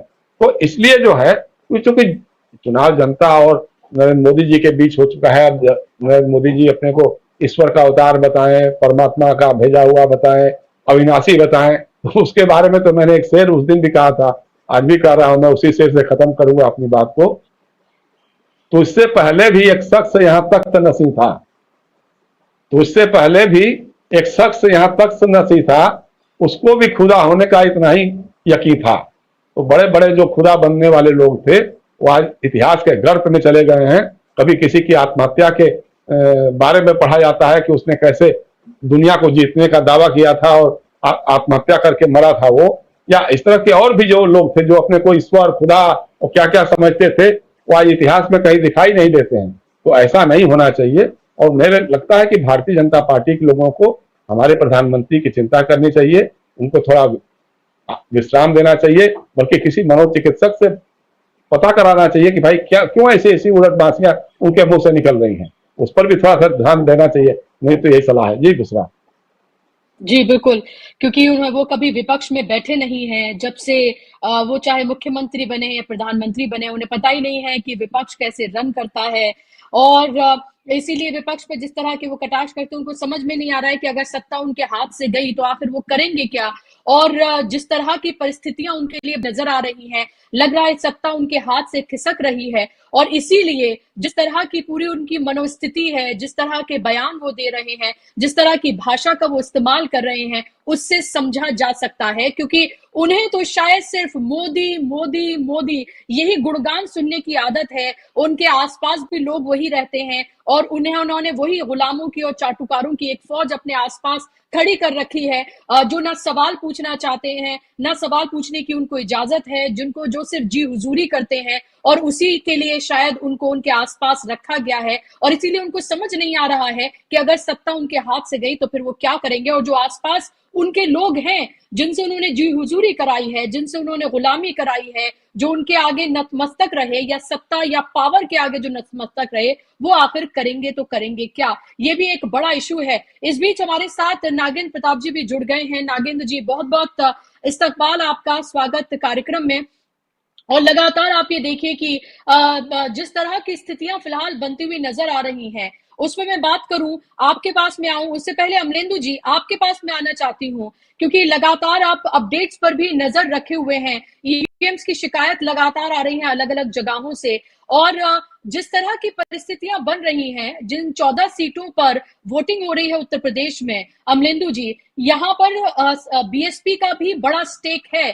तो क्या आपको लग रहा है कि आरक्षण का मुद्दा, जो कि दलित वोटर के लिए उनके अस्तित्व का मुद्दा है वो इतना बड़ा बन चुका है कि वो इस बार चुनाव चिन्ह नहीं देख रहे हैं, बल्कि वो ये देख रहे हैं कि कौन है जो उनकी ये बात कर रहा है और कौन है जो इस आरक्षण को, संविधान को, लोकतंत्र को बचा सकता है। क्योंकि पिछली बार की बात करें तो समाजवादी पार्टी, आरएलडी और बीएसपी का कॉम्बिनेशन था, लेकिन इस बार दो युवा साथ में आए हैं जिनको प्रधानमंत्री शहजादे कहते हैं, हालांकि शहजादे होता है वर्ड, और फिर अखिलेश ने कहा था कि हाँ शहजादे हम शय और मात दोनों देंगे। तो कैसे आप देख रहे हैं फिलहाल आज की इन 14 सीटों की, खासतौर पर उत्तर प्रदेश की बात करें और तमाम सीटों की आप बात कर सकते हैं, और फिर इसके बाद मैं नागेंद्र जी के पास आऊंगी। जनता पार्टी के लिए बहुत ज़्यादा संकट है और भारतीय जनता पार्टी जो है काफ़ी फंसी हुई दिखाई पड़ रही है। जिस तरीके से प्रतिक्रियाएं व्यक्त की जा रही है भारतीय जनता पार्टी की तरफ से और जिस तरीके की शिकायतें आ रही हैं चुनाव में गड़बड़ियों को लेकर के, उससे साफ समझा जा सकता है कि तैयारी ये है कि किस तरीके से प्रशासनिक मशीनरी के जरिए चुनाव को कुछ मैनेज किया जाए। सबसे बड़ी बात ये बुशरा जी कि ये सारी सीटें अभी भारतीय जनता पार्टी के पास हैं, 14 की 14 सीटें, और ये भारतीय जनता पार्टी के लिए ज़बरदस्त तरीके से नुकसान होने जा रहा है। जिस समय हम लोग ये चर्चा कर रहे हैं ठीक इसी समय गोरखपुर में अखिलेश यादव और प्रियंका गांधी की रैली जो है वो चल रही है, दोनों वहाँ पहुँचे हुए हैं। इधर जो है आजमगढ़ जो है वहाँ से बहुत खबरें आ रही हैं कि वहाँ कई जगहों पे बूथ जो है वो ख़राब, मतलब मशीनें ख़राब की गई हैं और वहाँ पे जो है पुलिस जो है वो दखलंदाजी कर रही है या भारतीय जनता पार्टी के कुछ लोग जो है वो पोलिंग पे कब्जा करने की कोशिश कर रहे हैं। इसको लेकर के वहाँ जो समाजवादी पार्टी के प्रत्याशी धर्मेंद्र यादव, उनके जो पोलिंग एजेंट हैं राज बहादुर यादव, उन्होंने चुनाव आयोग को 2-3 चिट्ठियाँ इन शिकायतों के बारे में लिखी हैं। उधर अकबरपुर से हम लोग लगातार चर्चा कर रहे हैं कि जो लालजी वर्मा इंडिया गठबंधन के वहाँ प्रत्याशी हैं, समाजवादी पार्टी के प्रत्याशी हैं, कैबिनेट मंत्री रहे हैं और 6 बार के विधायक भी रहे हैं, उनके घर में सुबह पुलिस पहुंची और उनके छापा मारा गया और फिर ये आरोप लगाया कि उनको घर में नज़रबंद कर दिया गया। जबकि उनका ये कहना है, आपने ट्वीट किया लालजी वर्मा ने, कि समाजवादी पार्टी के कार्यकर्ता बूथ पर टिके रहें और भारतीय जनता पार्टी के लोगों को बूथ पर कब्जा नहीं करने दें। तो इस तरह की खबरें आ रही हैं। उधर 1-2-3 खबरें बड़ी दिलचस्प ये हैं बुशरा जी। एक वीरेंद्र सिंह बॉक्सर हैं जो कभी कांग्रेस में हुआ करते थे और अभी हाल ही में वो भारतीय जनता पार्टी में शामिल हो गए। रात को सोए थे तो कांग्रेस में थे, सुबह जागे तो उनको इल्हाम हुआ कि उनको भारतीय जनता पार्टी में जाना चाहिए। उन्होंने अपना जो है वो वोट कास्ट करने के बाद जो अपना दिखाया है सिंबल ऐसे करते हुए, उसमें लिखा है कि मेरा वोट जवान के लिए, किसान के लिए। अब ये मेरा वोट जवान के लिए, किसान के लिए जो कहा है वीरेंद्र सिंह ने, तो आप समझ सकती हैं कि ये किसके लिए वीरेंद्र सिंह ने कहा होगा। बहरहाल ये उनका पार्टी का अंदर का मसला है कि वो किसको कह रहे हैं, किसको नहीं कह रहे हैं। लेकिन लोग इससे जो अंदाज़ लगा रहे हैं सोशल मीडिया पे, वो लगा रहे हैं कि शायद उन्होंने इंडिया गठबंधन को दिया है, चूँकि जवान और किसान के लिए भारतीय जनता पार्टी को वोट नहीं दिया जा सकता, ऐसी धारणा है। एक और दिलचस्प खबर यह है पुष्रा जी कि अभी मैं देख रहा हूँ पवन खेड़ा ने किया है कि जो हमारे विदेश मंत्री हैं एस जयशंकर साहब, उनको किसी बूथ पे वोट डालना था, वो उस बूथ पर जाकर के कहीं दूसरे बूथ पे वोट डालने के लिए पहुंच गए। तो पवन खेड़ा ने ट्वीट किया कि जाना था जापान पहुंच गए, चीन समझ गए ना। अब ये बुशरा जी समझा जा सकता है कि किस तरीके से चुनाव आयोग जो है वो जो दावे कर रहे थे अभी राजीव कुमार थोड़ी देर पहले की बहुत अच्छी व्यवस्था है। एक तो ये कि बुशरा जी इस चुनाव आयोग ने उन सचिन तेंदुलकर को अपना ब्रांड एम्बेसडर बनाया और उनसे फ़ोन कराए जा रहे हैं जो सचिन तेंदुलकर राज्यसभा के सदस्य होते हुए संसद में गए ही नहीं। अब वो व्यक्ति अगर कहेगा कि आप वोट डाल दीजिए तो कौन उसके कहने से वोट डालने के लिए जाएगा। तो बहुत बड़ा घोटाला जो है ये सचिन तेंदुलकर को ब्रांड एम्बेसडर बना के चुनाव आयोग में हुआ है, इसकी जांच जो है निष्पक्ष तरीके से होनी चाहिए। तो बहरहाल अब आप समझ सकती हैं कि ये चुनाव आयोग की कार्यप्रणाली की पोल खुल गई है। इसका मतलब पर्चियाँ लोगों के घरों तक नहीं पहुँची, जो कि जिम्मेदारी चुनाव आयोग की थी कि पर्चियाँ पहुँचें। पार्टी के लोग अपनी पर्चियाँ पहुंचाते हैं, वो अलग का मसला है, वो अपने मतदाताओं के सहूलियत के लिए पहुंचाते हैं। लेकिन जो चुनाव आयोग की जिम्मेदारी है वो पूरी होनी चाहिए थी, वो जिम्मेदारी पूरी नहीं की गई। ये सब चीज़ें देखने में आ रही हैं बुशरा जी। जी बिल्कुल, और तमाम तरह की गड़बड़ियां देखने के लिए मिल रही हैं। सवाल लेकिन ये होता है, चाहे बटन दबाएं और किसी और को वोट जाए तो हमेशा वो कमल को ही क्यों जाता है। और जब इस तरह की गड़बड़ियां देखने के लिए मिलती हैं कि कोई किसी ने माना कि साइकिल या हाथ को वोट किया, लेकिन उसने शिकायत की कि भाई नहीं मेरा वोट तो वहां नहीं गया लेकिन कमल को गया। कभी ऐसा क्यों नहीं होता कोई कहे कि मैंने कमल को वोट किया लेकिन गलती से वो हाथ, साइकिल, झाड़ू या किसी और चुनाव चिन्ह पर वो चला गया या किसी और पार्टी को चला गया। तो हमेशा ऐसा ही क्यों होता है। दूसरी बात, हमेशा गड़बड़ियां उन्हीं बूथ पर देखने के लिए क्यों मिलती हैं जहां पर विपक्ष का वोट ज्यादा है, या जहां पर एक ऐसे समुदाय का वोट है जहां आपको पता है कि वो किस तरफ जा रहा होगा। ये हमने संभल से लेकर, कैराना से लेकर, रामपुर से लेकर तमाम जगहों पर हमने देखा। और अभी भी आप ये देखिए कि जिन जगहों से शिकायतें आ रही हैं वो जगहें हैं जहां पर सीधे तौर पर आप माना जा सकता है कि वहां पर भारतीय जनता पार्टी का वोटर नहीं है। कभी भारतीय जनता पार्टी के जो कैंडिडेट हैं वो इस तरह की शिकायतें करते हुए नजर नहीं आते, बल्कि आप ये देखें कभी समाजवादी पार्टी चुनाव आयोग जा रही होती है, कभी कांग्रेस पार्टी जा रही होती है, तो आज आम आदमी पार्टी शिकायत करती हुई नजर आती है। तो ये इसीलिए चुनाव की पूरी प्रक्रिया को लेकर एक बड़ा सवाल उठ खड़ा हुआ है। चुनाव आयोग के रवैये को लेकर एक बड़ा एक प्रश्न चिन्ह जो है वो उठ खड़ा हुआ है, जिस तरह का पूरा रवैया रहा है। और ये रवैया जब से उन्होंने प्रेस कॉन्फ्रेंस की थी, जब से तारीखों का जो ऐलान किया था और उस टाइम जो शेरो शायरी की थी और ईवीएम को लेकर जो जितनी भी याचिकाएं गई थी उसका जो मजाक उड़ाया था, तब से लेकर अब तक जो तमाम चीजें देखने के लिए मिल रही हैं, जो आंकड़ों की बाजीगरी की जा रही है और उसका फायदा किसको पहुंचाया जा रहा है, ये सबको पता है। इससे बहुत सारे संशय जो हैं वो उठ खड़े हुए हैं और उसका भी आज एक तरह से मजाक ही उड़ाते हुए चीफ इलेक्शन कमिश्नर जो है वो नजर आए। नागेंद्र जी, ये 58 सीटों का चुनाव अब तक अगर हम देखें तो लगभग 428 पिछली बार कंप्लीट हो गई थी 5 चरणों में, और 58 सीटों को फिर से हम यहाँ पर जोड़ सकते हैं। तो आप ये समझे कि लगभग ये चुनाव जो है अब समाप्ति की तरफ है, 57 सीटें से बच जाएंगी आज के बाद, और इंतजार सबको होगा 4 तारीख का। और उसके बीच जो 3 दिन होंगे वो बेहद महत्वपूर्ण होंगे।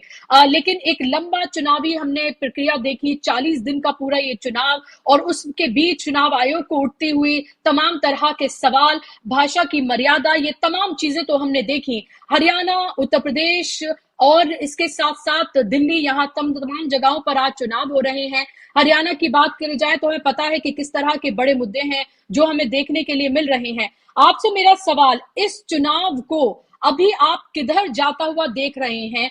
क्या आपको लग रहा है कि जो बीजेपी का कोर वोटर रहा, चाहे जो दलित समाज हो जिसने हाथी को वोट नहीं किया लेकिन बीजेपी को वोट वो शिफ्ट हुआ, चाहे जो स्वर्ण समाज है, जो अपर कास्ट है, वो वोट जो कभी ट्रेडिशनली कांग्रेस का रहता था, क्या आपको लग रहा है कि ये तमाम वोटर भी कहीं ना कहीं इंडिया गठबंधन की तरफ जाता हुआ नजर आ रहा है आपको? बुसरा जी, एक तो मैं ये कह दूं कि जो अभी आप चुनाव आयोग की नीयत पे सवाल कर रही थी, तो जिस चुनाव आयोग से ये अपील की जा रही हो कि संविधान की आलोचना नहीं करेंगे आप, उस चुनाव आयोग से हम क्या उम्मीद कर सकते हैं? उस चुनाव आयोग को शायद यही नहीं पता है कि ये चुनाव होता ही संविधान की रक्षा के लिए है, और वो संविधान की पर सवाल उठाने से मना कर रहा है, जबकि हर दिन चोट संविधान पर ही हो रही है और ये माना जा रहा है और ये तय हो चुका है और आपकी नीयत बता रही है, आपकी मंशा बता रही है, आपकी बोली बता रही है कि आप क्या करने वाले हैं। तो उस चुनाव आयोग पर क्या किया जाए? एक और भी चीज, इस बार का जो चुनाव है वो ईवीएम का संकट का चुनाव नहीं है। हमें ईवीएम पे सवाल उठाना हमने छोड़ दिया है, ईवीएम पे सवाल उठाना चाहिए भी नहीं। यहाँ जब पूरा सिस्टम ही अपनी नियत को दांव पे लगा दे, पूरे सिस्टम की नियत ही दांव पे लग चुकी हो, तो यहाँ पूरी मंशा ही संदेह के घेरे में है। इसलिए अब ईवीएम का सवाल भी गौड़ हो गया है। एक चुनाव आयोग जब 1.25 करोड़ वोट का हिसाब न दे पा रहा हो, तो आप 4 तारीख को क्या करेंगे? वो 1.25 करोड़ वोट कहाँ गए, और कोई सवाल उठाए क्या कर लेगा उस दिन जब वो सर्टिफिकेट जारी किए जा रहे होंगे? तो ये चुनाव तो पूरा फार्स हो चुका है। रही बात यूपी की और बाकी जगहों की कि किस दिशा में जा रहा है, तो यूपी की पहली पोलिंग के पहले चरण की पोलिंग के पहले तक हम में से ज्यादातर लोग ये देख रहे थे कि यूपी का सीन कुछ और है, और लग रहा था सब एक तरफा चुनाव ही हो रहा है। लेकिन पहले 2 चरण की वोटिंग हुई तो लगा कि नहीं, चीजें कुछ और है, और हर चरण दर चरण चीजें बदलती चली गई। आज की तारीख में ये है कि हाल तीसरे चरण के बाद, जबकि हम लोग मान रहे थे तीसरे चरण के बाद शायद चीजें बेहतर हों उनके लिहाज से और चीजें संभलेंगी, चीजें और बिगड़ती गई। और ये बिगाड़ने में किसी और चीज का दोष नहीं है, आपकी यानी कि भारतीय जनता पार्टी के, उसके शीर्ष नेतृत्व की, उस पर नरेंद्र मोदी जैसे प्रधानमंत्री की भाषा का सबसे बड़ा योगदान है, जिसने इस पूरे चुनाव के नैरेटिव को बदलने की कोशिश की, लेकिन नैरेटिव कहीं और चला गया। ये अनायास नहीं हुआ कि आज की तारीख में विपक्ष नहीं, जनता चुनाव लड़ रही है और हर जगह जनता जिस तरह वोट दे रही है, जिस तरह रिएक्ट कर रही है, हम लोगों ने डिफरेंट इलाकों में जाके देखा है, तो बहुत पहले से सवाल आने लगा था कि नहीं बहुत ज्यादा हो गया, कुछ ज्यादा हो रहा है, और ये कुछ ज्यादा हो रहा है, बहुत ज्यादा हो गया, ये भाजपा के समर्थकों की भी से आवाज आ रही थी। वो भी ये समझ रहे थे कि नहीं, जो कुछ बोला जा रहा है वो गलत बोला जा रहा है। आप सोचिए कि 400 पार के जुमले से लेकर के बात जब मुजरे तक आ जाए, तो मतलब मैं हतप्रभ खाली इस बात से हूं, हमें से हर आदमी सकते में है कि अगले आने वाले दिन में हमें क्या सुनना पड़ेगा। अब सुनने को बचा क्या है?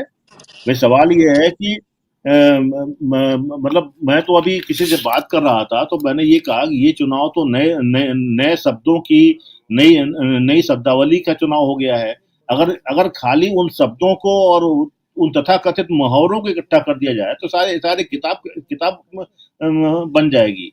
अब तक हम प्रधानमंत्री, अपने पूर्व प्रधानमंत्रियों के भाषणों का संग्रह करते आए हैं। मुझे नहीं ध्यान आ रहा है कि हमारे मौजूदा प्रधानमंत्री के 10 साल के अंदर का कौन सा भाषण संग्रह नहीं माना जाएगा। तो ये बहुत बड़ी चिंता का विषय है। जब आज मैंने वो भाषण सुना है उनका, मुजरा, वो बिहार वाला, जिसने मुजरा और एक शब्द और बोला है उन्होंने, है ना, तो जब मैंने वो सुना तो मुझे ये लगा कि इस प्रधानमंत्री का वो कौन सा एक भाषण होगा जो संग्रहणीय होगा, जो हम दोबारा पढ़ना चाहेंगे कभी ढूंढ करके। लेकिन शब्दावली, आप सोचिए कि जर्सी गाय से लेकर के और यहाँ तक इतनी रिच वोकैबुलरी है उनके पास, वो कहाँ से लाते हैं, कौन उनका रिसर्चर है, किस लाइब्रेरी से चीजें शोध हो रही हैं, समझ से परे है। फिर मैं लौटूं, खैर इस डिबेट की इस पर बहुत बात हो चुकी है। मैं यूपी की बात करूं, आपकी आवाज नहीं आ रही, आपकी आवाज डिटेल में बात करूंगी यूपी को लेकर। एक छोटी सी बाइट पवन खेड़ा की है, क्योंकि हम बात प्रधानमंत्री के भाषणों की कर रहे हैं, और पवन खेड़ा ने कहा है कि आज प्रधानमंत्री के मुंह से मुजरा शब्द सुना। मोदी जी, ये क्या हाल बना रखा है, कुछ लेते क्यों नहीं? अमित शाह व जेपी नड्डा जी को चाहिए कि इनका तुरंत इलाज करवाएं, शायद धूप में प्रचार करने से दिमाग पर कुछ ज्यादा ही असर हो गया है। ये कहना है पवन खेड़ा का। सुन लेते हैं पवन खेड़ा ने क्या कुछ कहा है, फिर मैं आपके पास आऊंगी और उत्तर प्रदेश की हम बात करेंगे। आज प्रधानमंत्री ने फिर से उनकी जुबान फिसली, या क्या कहें, अब समझ में नहीं आ रहा, क्योंकि उनकी शायद आदत नहीं है धूप में जाकर प्रचार करने की। राहुल गांधी की तो आदत है, 4000 किलोमीटर वो पैदल चले। प्रधानमंत्री को शायद अब प्रचार से थकान बढ़ गई है। जिन शब्दों का वो इस्तेमाल करते हैं, मुजरा करेगी कांग्रेस पार्टी, इस तरह के शब्द प्रधानमंत्री की पद पर बैठे हुए व्यक्ति को बिल्कुल शोभा नहीं देते। प्रधानमंत्री को मुझे लगता है अब आराम की ज़रूरत है, और मैं अमित शाह जी और नड्डा जी दोनों से आग्रह करूंगा, अगर आपकी थोड़ी सी भी वो सुनते हों तो उनका तुरंत इलाज कराएं। उनको इलाज की आवश्यकता है। नरेंद्र मोदी जी थक चुके हैं, बीमार हैं। धन्यवाद। तो ये है कांग्रेस का कटाक्ष, और ये वो कटाक्ष है जो आप ये देखेंगे जिस तरह की भाषा का इस्तेमाल प्रधानमंत्री जी कर रहे हैं। आज मुजरा शब्द का उन्होंने इस्तेमाल किया है, और उसको लेकर पवन खेड़ा की आपने सुना, उनका कहना है कि शायद धूप में प्रचार करके, ये उनकी भाषा है, वो कह रहे हैं कि दिमाग पर शायद असर हो गया है, क्योंकि उनको शायद आदत नहीं है, और राहुल गांधी को आदत है, क्योंकि वो तो लगातार उन्होंने जिस तरह की पदयात्राएं की हैं। लेकिन ये जरूर है, आप ये देखिए कि तमाम जितने भी भाषण हैं प्रधानमंत्री के, उनमें ना तो अपने कामों को गिनाते हैं, या तो उनकी बात सिर्फ मैं पे से शुरू होकर मैं पे खत्म हो जाती है, या फिर उनकी आप ये देखें कि वो बात करते हैं कांग्रेस की, इंडी गठबंधन की, राहुल गांधी की, और किस तरह की भाषा और किस तरह की चीजों का वो इस्तेमाल करते हैं, या फिर हिंदू मुसलमान, जामिया मिलिया इस्माइलिया कहते हैं वो इस्लामिया को, क्योंकि दिल्ली में चुनाव था, तो वो हर चीज को टारगेट करने की कोशिश कर रहे हैं। लेकिन जवाब वो यहाँ पर लगातार इंडिया गठबंधन के नैरेटिव का ही देते हुए नजर आते हैं। अगर उन्हें ये कहना पड़े कि लोकतंत्र और संविधान जब वो कहे विपक्ष के खतरे में है, उसका अगर जवाब देना पड़े, आरक्षण को लेकर जवाब देना पड़े, सफाइयां उन्हें देनी पड़े, तो आप समझ लीजिए कि इस बार पूरा का पूरा नैरेटिव जो है वो इंडिया गठबंधन का सेट किया हुआ है और प्रधानमंत्री इसमें पूरे तरीके से उलझ गए हैं और ऐसे उलझे हैं कि सुलझाना तो बहुत दूर की बात, और ज्यादा उलझते ही जा रहे हैं और उनकी समझ नहीं आ रहा है कि आखिर वो ऐसा क्या कह दें कि चुनाव फिर से उनकी तरफ हो जाए, क्योंकि ये चुनाव ये बहुत खुशी की बात है और शायद हम जैसे पत्रकारों को ये इस बात की बहुत खुशी है कि ये चुनाव असल मुद्दों का चुनाव है, ये चुनाव रोजी रोटी का चुनाव है, ये चुनाव लोकतंत्र संविधान को बचाने का, आरक्षण को बचाए रखने का, ये चुनाव बेरोजगारी और महंगाई का ये चुनाव है, ये उन योजनाओं के को लेकर चुनाव है जिन योजनाओं से पूरा देश जो है आज कहां पर आकर खड़ा हो गया। मैं बात कर रही हूं यहाँ पर अग्निवीर की। तो ये तमाम मुद्दे हैं जिनको लेकर ये चुनाव हो रहा है, असल मुद्दों का चुनाव है। यही वजह है कि प्रधानमंत्री जी बहुत परेशान है। केपी मलिक जी भी हमारे साथ जुड़ गए हैं। केपी मलिक जी, बहुत बहुत स्वागत, आपका इस्तकबाल। और नागेंद्र जी, माफ कीजिएगा, अब आप अपनी बात को पूरा करिए। उत्तर प्रदेश की आप बात कर रहे थे। मैं ये कह रहा था कि दरअसल ये माहौल बदला कैसे, और ये जो आज की बातचीत में गुलामी, ये मुजरा और गुलाबी दो शब्द जो आए हैं, ये बहुत ही डेरोगेटरी उसमें है। बात जब यहाँ तक आ गई हो तो मुझे सोचना पड़ता है कि ये यहाँ तक ये दिन आए कैसे। ये दिन आए, ये इन दिनों की शुरुआत कांग्रेस के मैनिफेस्टो से हुई। इसका जिम्मेदार इस सब का जिम्मेदार कांग्रेस का मैनिफेस्टो है। कांग्रेस का मैनिफेस्टो जब जारी हुआ तो उसमें उनको अचानक मुस्लिम दिख गया था, बहुत सी बातें दिख गई थी जो सिर्फ उनको दिखी थी, उन्होंने बोलना शुरू किया था। उसके बाद पूरे देश में वो डाउनलोड होना शुरू हुआ। आज तक मुझे नहीं लगता है कि इतना ज्यादा कोई किसी पार्टी का घोषणा पर डाउनलोड हुआ होगा, पढ़ा गया होगा। हम सब ने देखा, खोजना शुरू किया कहाँ है। खैर, वहां से जो हताशा शुरू हुई है, उस मैनिफेस्टो को अपने तरीके से इंटरप्रेट करने की, यूपी में आते आते जो जुगलबंद, देखिए जब इंडिया गठबंधन बना, जब इंडिया अलायंस बना, तो कैसे कैसे उसको नाम दिए गए थे, घमंडिया क्या क्या, और ये भी नाम उन्हीं का दिया गया था। सारी शब्दावली उन्हीं की दी हुई है। तो यूपी में जब ये अलायंस जमीन पर उतरा, तो मैं यूपी को एग्जाम्पल मान लूं अगर, तो यूपी में जिस तरह की जुगलबंदी अखिलेश यादव और राहुल गांधी में दिखाई थी, या बिहार में जैसे तेजस्वी और राहुल में दिखाई थी, तो यूपी बहुत बड़ा एग्जाम्पल है। यूपी में आपको दूसरा ये देखने को मिलेगा, अगर आप गौर करें, कि समाजवादी पार्टी की जब रैली हो रही है तो उसमें कांग्रेस के झंडे ज्यादा हैं, और समाजवादी पार्टी की यानी अखिलेश यादव की रैली जब हो रही है, पब्लिक मीटिंग हो रही है, तो उसमें राहुल गांधी की रैली हो रही है, तो उसमें समाजवादी के झंडे बहुत ज्यादा है। इस तरह की अंडरस्टैंडिंग, एक दूसरे के गमछा, एक दूसरे के रंग के गमछे और पगड़ी लगाने की जुगलबंदी। यानी पहली बार ऐसा हुआ जिसमें निचले स्तर तक ये अलायंस ट्रांसलेट हो गया, जो हम लोगों ने सोचा नहीं था, जो वाकई हमारे डिबेट पे था। तो मुझे लगता है कि ये माहौल, जब मैं सोचता हूँ कि माहौल बदला कैसे, तो मुझे लगता है कि जब संविधान का जुमला आया और संविधान की बात आई और दलितों ने ये माहौल बदल दिया। दो शहजादों की जुगलबंदी ने, जो यहाँ तक है कि एक दूसरे के रंग और एक दूसरे के पटके पहन रहे हैं, उसने माहौल बदल दिया। राहुल आज झाड़ू पे वोट दे रहे हैं और केजरीवाल पंजे पर वोट दे रहे हैं, ये बता रहे हैं, इसने माहौल बदल दिया। रैलियों में लोग उमड़ रहे हैं, जिस तरह उमड़ रहे हैं, और जिस तरह से अनुशासित भी हैं। मैं फूलपुर की रैली को भी अनुशासन मानता हूँ। आप यहाँ जान दीजिएगा, फूलपुर की रैली में इतना बड़ा जनसैलाब उमड़ने के बावजूद, तो उसका एक बड़ा कारण था वो ग्राउंड छोटा था, लेकिन वो अनुशासित थे। कहीं से भी किसी भी रैली में ऊट-पटांग हरकतें नहीं हुई। इसने नैरेटिव बदला और इसने उनकी जुबान बदलने को मजबूर कर दिया। उनकी जुबान खराब से खराब होती चली गई। तो सवाल ये है कि जब प्रधानमंत्री इस भाषा पे आ जाएं, तो हमें क्या ये सोचने के लिए रह जाता है नतीजे किस तरफ जा रहे हैं। जिस समय चुनाव शुरू हुए थे, जहां से मैंने बात शुरू की थी, उस समय जब पहले चरण का चुनाव था, तो हम लोग बिल्कुल नहीं लगता था एक तरफा चुनाव है। लेकिन आज की तारीख में अगर हमसे कोई पूछे, तो मैं यही कहना चाहूंगा, 80 सीटों में सिर्फ 2 सीटें ऐसी हैं जहां, मतलब हम 10 सीटों का फैसला कर सकते हैं। 80 में से सिर्फ 10 सीटें ऐसी हैं जहां हम कह सकते हैं फलाना जीत रहा है। उसमें से सिर्फ 2 सीटें ऐसी हैं जो हम कह सकते हैं भाजपा जीत रही है। सिर्फ 2 सीटें, बाकी एक बनारस और एक लखनऊ। इसके अलावा 8 सीटों पे हम ये कह सकते हैं समाजवादी पार्टी कहाँ जीते, कांग्रेस कहाँ जीत रही है, लेकिन हम इसके बाद बीजेपी का नाम लेने की स्थिति में नहीं है। ये बताता है कि चुनाव कितने टफ उसमें है।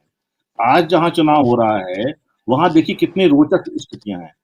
अब शायद ध्यान नहीं है किसी को कि ये वही चरण है जहां टीएमसी का उम्मीदवार भी चुनाव लड़ रहा है। जी ये वो चरण है जहां भदोही में टीएमसी का कैंडिडेट है ललतेश त्रिपाठी। अंबेडकर नगर, बस्ती, जौनपुर, आजमगढ़, ये सारी सीटें आज जितनी, सुल्तानपुर, किसी सीट पे आप ये नहीं कह सकते कि, जबकि ये उनके डोमिनेंस का एरिया माना जाता है। 4-5 सीट छोड़ दें उनका डोमिनेंस माना जाता था। ये मेनका गांधी की सीट इस तरह फंस गई है जिसे हम सब भी मान रहे थे वो सीट निकल जाएगी। अंत में उनको वरुण गांधी को बुलाना पड़ा और वरुण गांधी न आने के लिए, लेकिन उनको अपनी मां के लिए आना पड़ा। और पिछली बार भी उनका मार्जिन बहुत बड़ा नहीं था। अम्बेडकर नगर, आजमगढ़ और डुमरियागंज में बीएसपी ने खेल किए, जौनपुर में बीएसपी ने खेल किया, बस्ती में खेल किया, लेकिन मैं बीएसपी के खेल को भी उस तरह खेल नहीं मानता हूं जैसा मायावती पहले करती आई।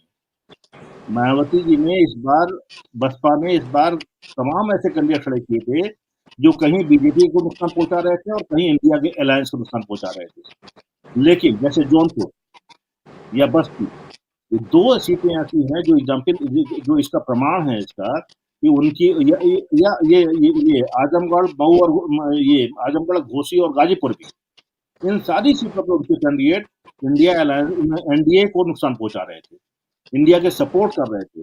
लेकिन जौनपुर में सारे घोड़े खोल दिए गए। अंत में धनंजय सिंह की पत्नी का टिकट वापस करवा दिया गया और चीजें बदली। लेकिन आज भी गारंटी नहीं है कि सारे बदलाव का असर ये होगा कि भाजपा जीत जाएगी, कोई गारंटी नहीं इस बात की। दूसरा, इस चुनाव में जिस तरह से राजपूतों की नाराजगी वहां से पश्चिम से उठी थी, वो पूर्वांचल में आते आते और गंभीर हो गई।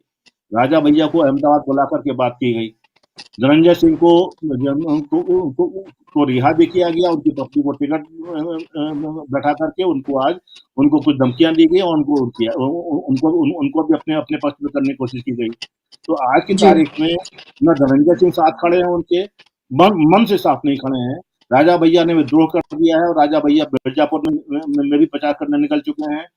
कौशाम्बी और प्रयागराज की सीटें उनकी वजह से बीजेपी के हाथ से निकल गई हैं। तो ये सारा पांचवें चरण के बाद जो शुरुआत हुई है, अगले 2 चरण यानी आज का और 7वां चरण में इतनी भयावह स्थिति होने जा रही है कि भयावह स्थिति होगी इसका अंदाजा नहीं था।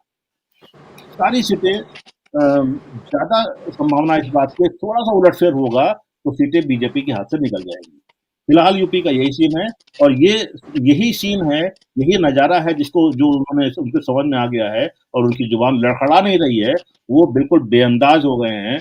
वो ऐसे में होता है, ऐसे में बहुत स्वाभाविक होता है, कुछ भी निकलता है जुबान से, वो निकल रहा है। जी बिल्कुल, और यही बात है कि उनकी जबान जो है वो लड़खड़ा रही है। वो जिस तरह के बयान दे रहे हैं, जिस तरह की उनकी पूरी बॉडी लैंग्वेज है, बेवजह हंसने लगते हैं, बेवजह अजीब अजीब तरह की बातें करने लगते हैं। वो अपने ही जो एक तरह से उन्होंने गुलामों की जो टीम खड़ी की है उनको ही बुलाकर उन्हीं गुलाम मीडिया के पास जाकर वो वहां पर इंटरव्यूज देते हैं। वो इंटरव्यूज क्या होता है, वो एक रैली की तरह होता है जहां पर वो कुछ भी कहें उनको पता है कि सिर्फ तालियां बजानी है और मोदी मोदी करना है। उन तमाम लोगों को इकट्ठा करके वो वहां पर विपक्ष का उपहास करते हैं, वहां पर उनका मजाक उड़ाते हैं, उसको डिमीन करते हैं, क्योंकि यही उनको आता है। अगर वो जिस मीडिया को वो इंटरव्यू दे रहे हैं वहां पर जो उनसे सवाल पूछे जाते हैं वहां पर वो कुछ और जवाब देते हैं। वो कहते हैं कि वो बायोलॉजिकली बॉर्न नहीं है। वो इस तरह की बातें करते हुए नजर आते हैं और उनके भक्त तो उनको किस किस का अवतार कह चुके हैं।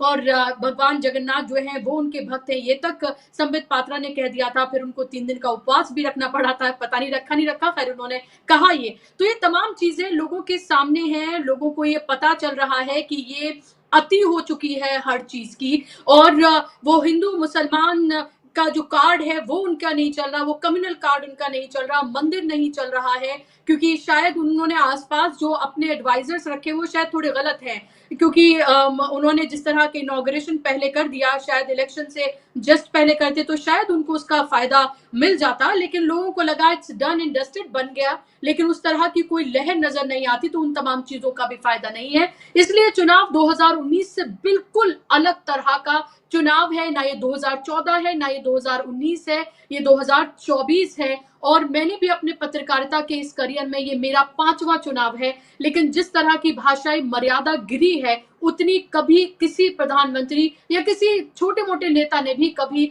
इस तरह की भाषाई मर्यादा को लांघा नहीं है, जो फिलहाल हमने देखा है। मैं सुनील जी आपके पास आ रही हूँ, बहुत देर से आपके पास नहीं आई हूँ, मैं आपसे सवाल लूंगी। एक छोटा सा कमेंट मैं केपी मलिक जी से ले लूं, फिर मैं आपके पास आ रही हूँ। केपी मलिक जी, आप शायद दिल्ली में थे आज, या हैं अभी आप दिल्ली में? उत्तर प्रदेश की सियासत और देश की सियासत पर भी आपकी पैनी और गहरी नजर रहती है। आज के इस चुनाव को आप कैसे देख रहे हैं? हरियाणा भी है इसमें, हरियाणा में आपको पता है कि जाट वर्सेस रेस्ट करने की कोशिश प्रधानमंत्री ने की, भारतीय जनता पार्टी ने की, जाट वहां पर नाराज हैं। हमने कई तरह के आंदोलन वहां पर देखे, किसानों का आंदोलन का असर अगर सबसे ज्यादा किन्हीं जगहों पर है तो पश्चिमी उत्तर प्रदेश, इसके अलावा हरियाणा बड़े पैमाने पर, और पंजाब, ये वो जगहें हैं जहां पर सबसे ज्यादा असर देखने के लिए मिलता है। वहां पर क्या कुछ किसानों के साथ किया गया, बेरोजगारी तो पूरे देश में है लेकिन सबसे ज्यादा हरियाणा में है। जिस तरह से युवा बिल्कुल बिना किसी कारोबार जॉब्स के घूम रहे हैं, अग्निवीर जैसी योजना, उसका भी सबसे ज्यादा असर हम हरियाणा में देखते हैं। यहाँ तक आप ये देखिए कि बाबा राम रहीम जो हैं, उनकी तरफ से ये कहा गया कि बीजेपी को वो सपोर्ट करें। अभी तो वो अंदर है लेकिन पेरोल पर आपको पता है कि वो छूटे थे। तो ये तमाम चीजें बीजेपी ने हर वो चीज करने की कोशिश की है जिसके सारे घोड़े एक तरह से कहते हैं उन्होंने अपने खोल दिए, लेकिन कोई भी रेस में आगे नहीं बढ़ पा रहा है। आप कैसे देख रहे हैं? हरियाणा की बात करें तो हरियाणा में जिस प्रकार से आपने देखा कि किसान बहुत ज्यादा विमुख है, और आपने कई सारे घटनाएं देखी हैं वहां पे कि भारतीय जनता पार्टी या उनके जो एलाइज थे उनको गांव में नहीं घुसने दिया जा रहा था। गांव में आज भी स्थिति उसी तरह की है, लेकिन भारतीय जनता पार्टी का जो एजेंडा रहा है पिछले 2 इलेक्शन में हरियाणा में, वो जाट वर्सेस दूसरी जाति कर देते हैं। और लोकल में हम इसको बोलते हैं 35-1 बोलते हैं इसको, कि एक तरफ जाट 36 कौम होती है और 35 दूसरी तरफ कर दिया इन्होंने। इस तरह का जो इन्होंने किया है पिछले 2 साल में, उसमें भारतीय जनता पार्टी सफल रही है। लेकिन यहाँ इस बार 2 चीजें नई आई हैं जिनका हरियाणा में बहुत बड़ा असर देखा जा रहा है। एक तो अग्निवीर योजना है, जिसमें खाली जाट के ही बच्चे नहीं जाते हैं, उसमें दूसरे समाजों के बच्चे भी जाते हैं सेना में। उनको भी उस योजना से नुकसान हुआ है, तो वो भी कहीं ना कहीं विमुख हैं। तीसरा जो इसमें देख रहे हैं, जो महत्वपूर्ण मुद्दा आया है, जो दलित वोटर है, जो दलित वोटर भारतीय जनता पार्टी को जाता था, तमाम दलित हिंदू बन गया था, वो कहीं ना कहीं संविधान के मुद्दे पे विमुख हुआ है, और संविधान को बचाने के लिए वो भारतीय जनता पार्टी के खिलाफ वोटिंग कर रहा है। एक ये मोटी मोटी तस्वीर आपको हरियाणा में दिखाई देती है। इन मुद्दों पे वहां चुनाव हो रहा है, लेकिन भारतीय जनता पार्टी पिछले 3 से 4 दिनों से वो ग्राउंड पे ध्रुवीकरण करने की कोशिश कर रही थी कि 35-1 का मुद्दा फिर भड़काया जाए। शाम दाम दंड भेद जो दूसरे उनके चलते हैं वो लगातार हो रहे हैं। बैलेट पेपर की आपने कई सारी वीडियो देखी होंगी, घर घर जाके वोट डलवाए जा रहे हैं, वो लिफाफे पे कोई सील नहीं है, वो जो बैलेट बॉक्स है उस पे कोई सील नहीं है, ये कहाँ वोट जाएंगे, कितने वोट पड़े, क्या उसका कोई हिसाब किताब नहीं है। तो तमाम इस तरह की घटनाएं हरियाणा में चल रही हैं। हालांकि जितने लोगों से मेरी सुबह से बात हो रही है गाँव में, भारतीय जनता पार्टी के खिलाफ खासकर कांग्रेस को अच्छे खासे वोट मिल रहे हैं। अब नतीजा क्या होगा ये तो मैं नहीं कह सकता। इसके अलावा अगर आप दिल्ली की बात करते हैं, दिल्ली पे मैं कम से कम सुबह से 6-7 बूथ पे गया और मैंने देखा कि जो पॉश एरिया के बूथ हैं दिल्ली में, उन पे लाइन वाइन कुछ नहीं है। 3-4 आदमी किसी लाइन में हो वो बात अलग है, बहुत ज्यादा है नहीं। मैं कुछ विजुअल भी आपको भेजे थे। इसके अलावा जो थोड़ा सा भीड़ वाले एरिया हैं, या थोड़े से हम उनको तोयम दर्जे वाले, जहां पे ज्यादातर छोटे लोग रहते हैं, झुग्गी झोपड़ी वाला एरिया या ग्रामीण एरिया है, ग्रामीण क्षेत्र में लंबी लंबी लाइनें देखी जा रही हैं। और इसमें ये लग रहा है कि केजरीवाल को जेल भेजने की और केजरीवाल की जो अपनी योजनाएं हैं उनकी सिंपैथी केजरीवाल को अच्छी खासी यहाँ पे मिल रही है। दूसरा एक कारण यहाँ पे पूछ रहा ये भी है कि आज शनिवार है, कल सैटरडे, 2 दिन की छुट्टी हो गई है, तो कई लोग छुट्टी करके पिकनिक पे भी निकल गए हैं। इस तरह भी हमने कई सारे बूथ पे देखा। दूसरा, हमने बूथ पे प्रतिक्रिया कुछ लोगों की ली है, तो उनका कहना यही है कि हम संविधान पे वोट कर रहे हैं। और मैंने प्रधानमंत्री के विषय में भी जब कई लोगों से पूछा, तो प्रधानमंत्री की गरिमा जो गिरी है इस चुनाव में, क्योंकि जैसा कि कई लोग बात करते हैं कि भारतीय जनता पार्टी का माहौल चल रहा है, जो भारतीय जनता पार्टी को भी सपोर्ट 2019 में तमाम मुद्दों पे कर रहे थे, जब हम उनसे बात करते हैं तो उनका कहना यह है कि प्रधानमंत्री जी का जो चेहरा मोहरा और जो उनकी भाषण शैली थी 2019 में, वो इस बार नहीं है, उसमें बहुत गिरावट देखी जा रही है। तो प्रधानमंत्री जी के भाषणों में हमें भी हताशा और निराशा नजर आ रही है, इसीलिए वो इस प्रकार के भाषण कर रहे हैं। और अब तो उन्होंने अपने आप को देव पुरुष घोषित कर दिया है कि वो उनका धरती पर अवतरण हुआ है और जब तक वो चाहेंगे रहेंगे, जब तक उनके सारे कार्य पूरे नहीं हो जाते तब तक उनको जो है, जो हमारी जो शक्ति है, भगवान जो है उनको वापस नहीं बुलाएंगे। इस तरह की बातें वो करने लगे हैं। आज उन्होंने कांग्रेस को कुछ और नई चीज बोल दिया है, उससे पहले तमाम चीजें बोल रहे हैं। तो ये प्रधानमंत्री जिस तरीके से बोल रहे हैं, मुझे लगता है कि प्रधानमंत्री नहीं चाहते कि भारतीय जनता पार्टी जीते, क्योंकि प्रधानमंत्री के भाषण तो हमने 2014 में भी सुने हैं, 2019 में भी सुने हैं। इतने गिरे हुए भाषण तो इनके होते नहीं थे। बुसरा जी, आपने कहा कि इनके सलाहकार शायद दूसरे हैं, ये मैं आपकी जानकारी बता दूं, इनके कोई सलाहकार है नहीं और ये सलाहकारों की सुनते भी नहीं है। सलाहकार तनख्वाह पे जरूर रखे हुए हैं, पद भरने के लिए जरूर रखे गए हैं, लेकिन ये सुनते किसी की है नहीं, अपने मन की करते हैं शुरू से, जितनी मुझे जानकारी है। तो इसलिए सलाहकार की हिम्मत ही नहीं है इनको वो बोल दे कि साहब आजकल जो आप बोल रहे हैं इसका कुछ माहौल ठीक नहीं बन रहा है, तो पता चला उन्हीं की नौकरी चली जाए, तो अपनी नौकरी बचाने के लिए जो ये बोले जा रहे हैं वो कर रहे हैं। तो मैं कहना ये चाह रहा हूं कि जिस प्रकार का माहौल हताशा और निराशा का दिख रहा है, भारतीय जनता पार्टी को बहुत बड़ा नुकसान होता हुआ दिख रहा है। लेकिन हमें ये नहीं भूलना चाहिए कि ऐसे भी अंधभक्तों की संख्या कम नहीं है जो आज भी प्रधानमंत्री और भारतीय जनता पार्टी के नाम की माला जप रहे हैं, उनकी तादाद भी बहुत बड़ी है। और दूसरी बात यह है कि भारतीय जनता पार्टी बहुत ज्यादा घबराई हुई है। इसके तमाम आपको नजारे, तमाम आपको इसकी चीजें दिखाई दे रही हैं। अगर आपको यहाँ पे मैं एक जिक्र करना चाहूँ, अभी वीडियो शायद आपके यहाँ भी आया होगा कि अंबेडकर के जो विपक्षी उम्मीदवार हैं लालजी वर्मा, उनके घर को घेर लिया गया। जब उन्होंने उनके नौकरों ने घर का दरवाजा नहीं खोला तो दीवार फांद के पुलिस उनके घर में पहुंच गई और अंदर आ गए। और अंदर आने के बाद में वो पूछ रहे भाई किस लिए आए, वो बता नहीं पा रहे, बोले तुम्हें घेरने आए, उनको हाउस अरेस्ट करने आए हैं।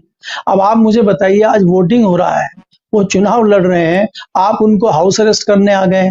अरे भाई 6 बजे के बाद उनको ले जाना, फांसी टांगने ले जा रहे हैं। तो अगर उनका कोई अपराध बहुत बड़ा हो गया जिसमें वेट बिल्कुल नहीं किया जा सकता, तत्काल एक्शन लेना है तो 6 बजे के बाद ले लेना, या 2 दिन पहले ले लेते, या कोई उन्होंने कुछ ऐसा काम कर दिया कि अभी तुरंत पकड़ के ले जाना है। तो ये जताता है कि किस प्रकार से, और मैं इसको दूसरे तरीके से देखता हूं। अगर हम साउथ की बात करें, तमिलनाडु में, कि जैसे करुणानिधि जी आते थे तो जय ललिता को उठवा लेते थे, उसी दिन सीएम बनती, शपथ बाद में लेते थे, पहले उनको गिरफ्तार करवा लेते थे। जय ललिता बनती थी तो वो उनको उठवा लेते। तो मुझे लगता है कि इस तरह का चरित्र राष्ट्रीय राजनीति में आने जा रहा है, और ये चीजें जिस प्रकार से हो रही हैं, जिस तरह से हम पीक पे पहुंच गए हैं, ये देश के लिए दुर्भाग्य है। और हमें देखना चाहिए कि हम जिस प्रकार से चीजों को कर रहे हैं, क्या इसी प्रकार से चलना चाहिए। चुनाव आयोग में इससे पहले कोई इस तरह की चीजें नहीं हुई, मैं ये नहीं कहता हूं, कांग्रेस के जमाने में भी हुआ।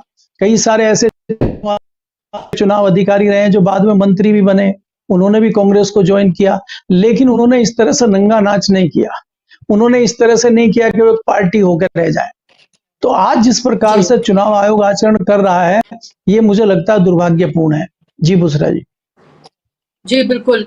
और हम आपको थोड़ी देर में जो नया वोटिंग परसेंटेज है 3 बजे तक का, वो हम आपको बताएँगे, क्योंकि वोटिंग परसेंटेज बहुत कुछ डिसाइड कर रहा है और वोटिंग परसेंटेज को लेकर क्या खेल हो रहा है, वो भी सबको पता है कि किस तरह से कितना वोटर अब तक बढ़ चुका है। वो हमने देखा है और इसी को लेकर एडीआर ने जो याचिका दायर की थी, उसको लेकर लग रहा था कि सुनवाई होगी, लेकिन उसको अब वेकेशन बेंच ने नहीं सुना, उसको जो नियमित बेंच है, वो सुनेगी। और उसको लेकर भी आज चीफ इलेक्शन कमिश्नर जो है उन्होंने अपनी बात को उन्होंने कहा है और लगता ऐसा है कि एक पार्टी के प्रवक्ता की तरह वो बात करते हुए नजर आते हैं। मुझे इसे कहने में कोई गुरेज नहीं है।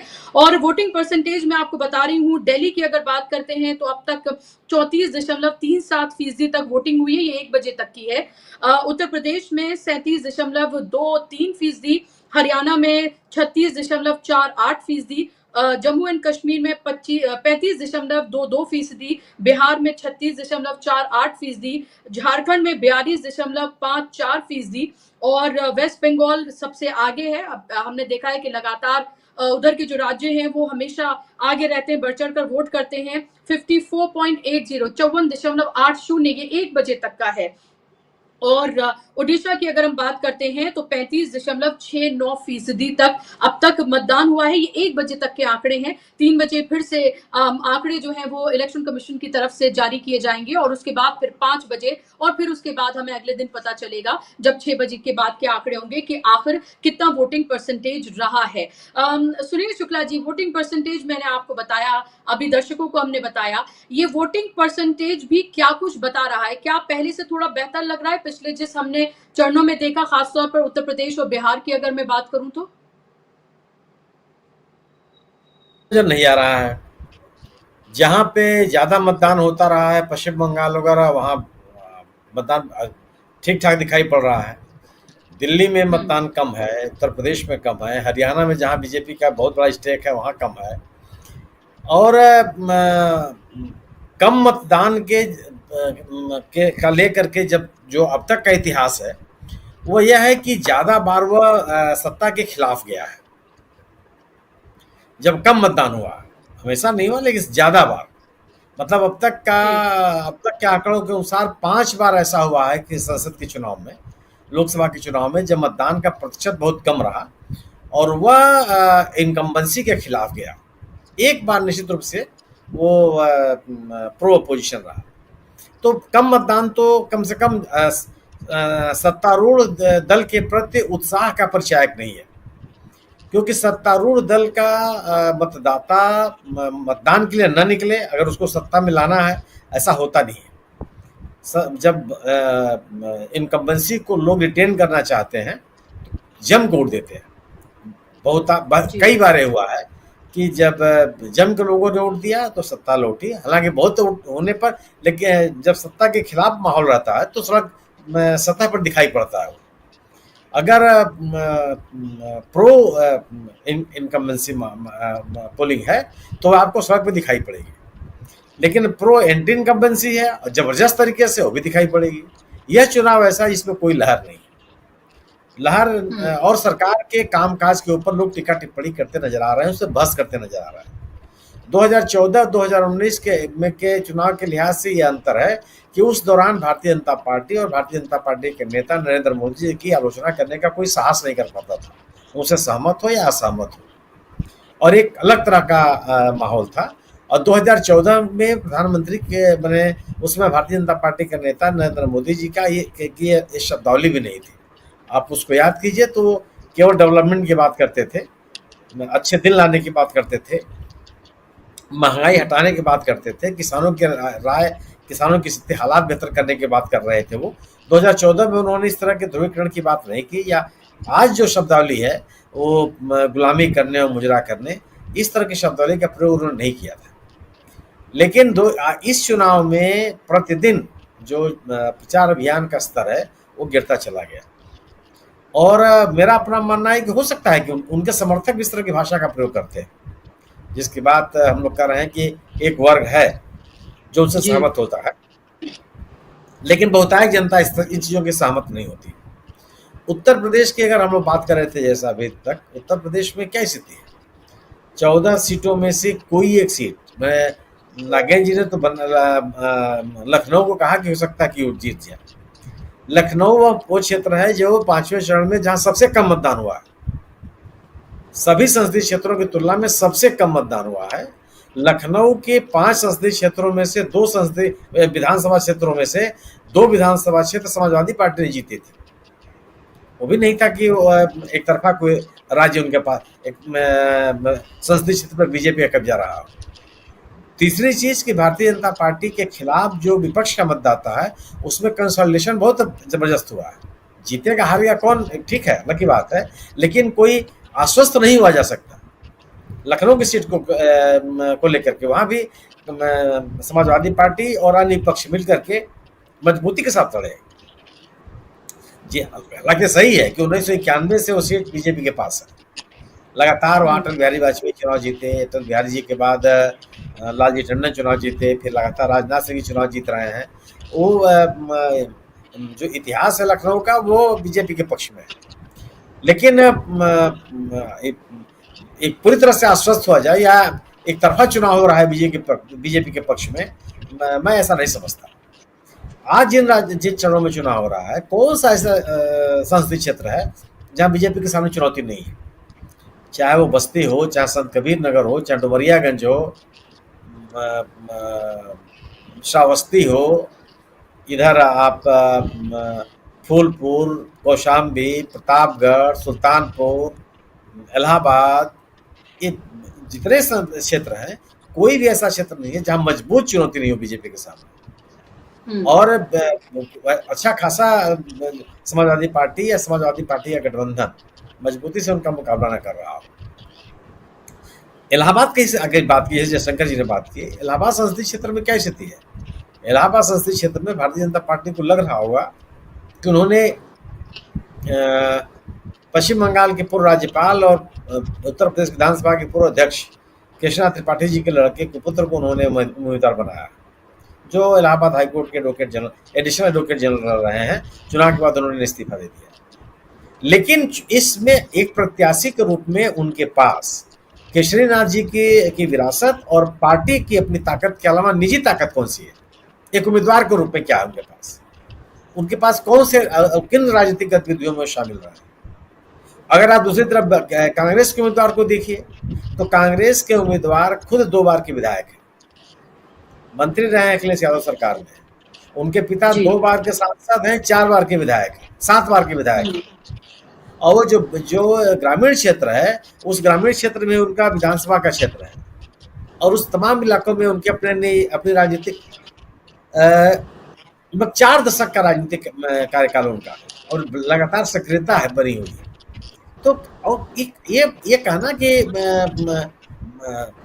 ये जो बौखलाहट है बीजेपी का, वह इन्हीं चीजों का की देना है कि भारतीय जनता पार्टी अपने आप का आश्वस्त नहीं कर पा रही है। ध्रुवीकरण आपका, और आपके पास वोट पाने का माध्यम क्या रहा है सिवाय ध्रुवीकरण के?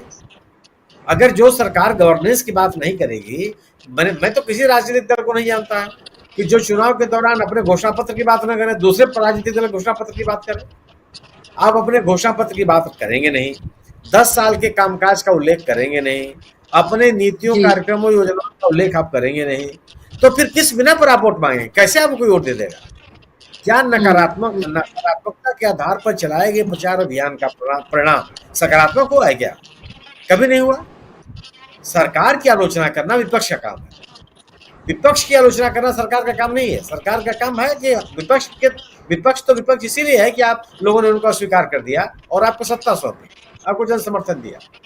अब आपको अपने 10 साल के कामकाज का उल्लेख करना पड़ेगा। नहीं, पश्चिम बंगाल की स्थिति क्या है? पश्चिम बंगाल में आपने अपनी ताकत खुद महसूस कर ली। मिदनापुर के इलाके में आपने दिलीप घोष को वहां से उनका संसदीय क्षेत्र बदल दिया, उनको लाकर के इस बार आप दुर्गापुर से चुनाव लड़ा रहे हैं। एक दूसरे जो सांसद जी थे उनका आपने टिकट काट दिया, वर्तमान सांसद का आपने टिकट काटा और उन्होंने पार्टी छोड़ करके वो चले गए बीजेपी में, टीएमसी में। जी, सवाल ये और यह आमतौर पर ऐसी स्थितियां नहीं बनती है। हरियाणा की स्थिति बात की मलिक साहब ने, मतलब आप पूरी तरह से आप दल बदलों के ऊपर निर्भर है, आपकी अपनी कोई ताकत ही नहीं है वहां। तो क्या ये नहीं बताता कि आप अपनी राजनीतिक ताकत का एहसास आपको पहले से हो गया है? आप दिल्ली की स्थिति देखिए। दिल्ली में अगर भारतीय जनता पार्टी के पक्ष में माहौल दिखाई पड़ता तो क्या सबसे कम मतदान होता वहां? लोग अगर भारतीय जनता पार्टी, ये जो लोग हैं जो तीर्थाटन करने चले जाए और पर्यटन करने चले जाते हैं हर वीकेंड पर, ये कौन लोग हैं?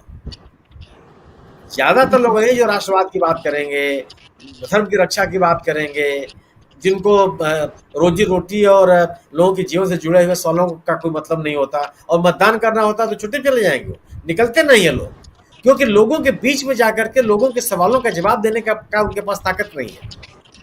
ये स्थिति बन रही है। अन्यथा इतनी बड़ी किया, इतना बड़ा रोड शो किए बीजेपी ने दिल्ली में, वहां तो बहुत जबरदस्त मतदान होना चाहिए था। कौन लोग, मैंने इसमें किन कारणों से वहां मतदान कम हो रहा है? अगर भारतीय जनता पार्टी इतना ही कंफर्टेबल है तो मेरा अपना मानना है कि इस चरण का जो चुनाव है वह कहीं से भी भारतीय जनता पार्टी को राहत देता हुआ चुनाव नहीं, भारतीय जनता पार्टी के पक्ष में जाता हुआ चुनाव नहीं है।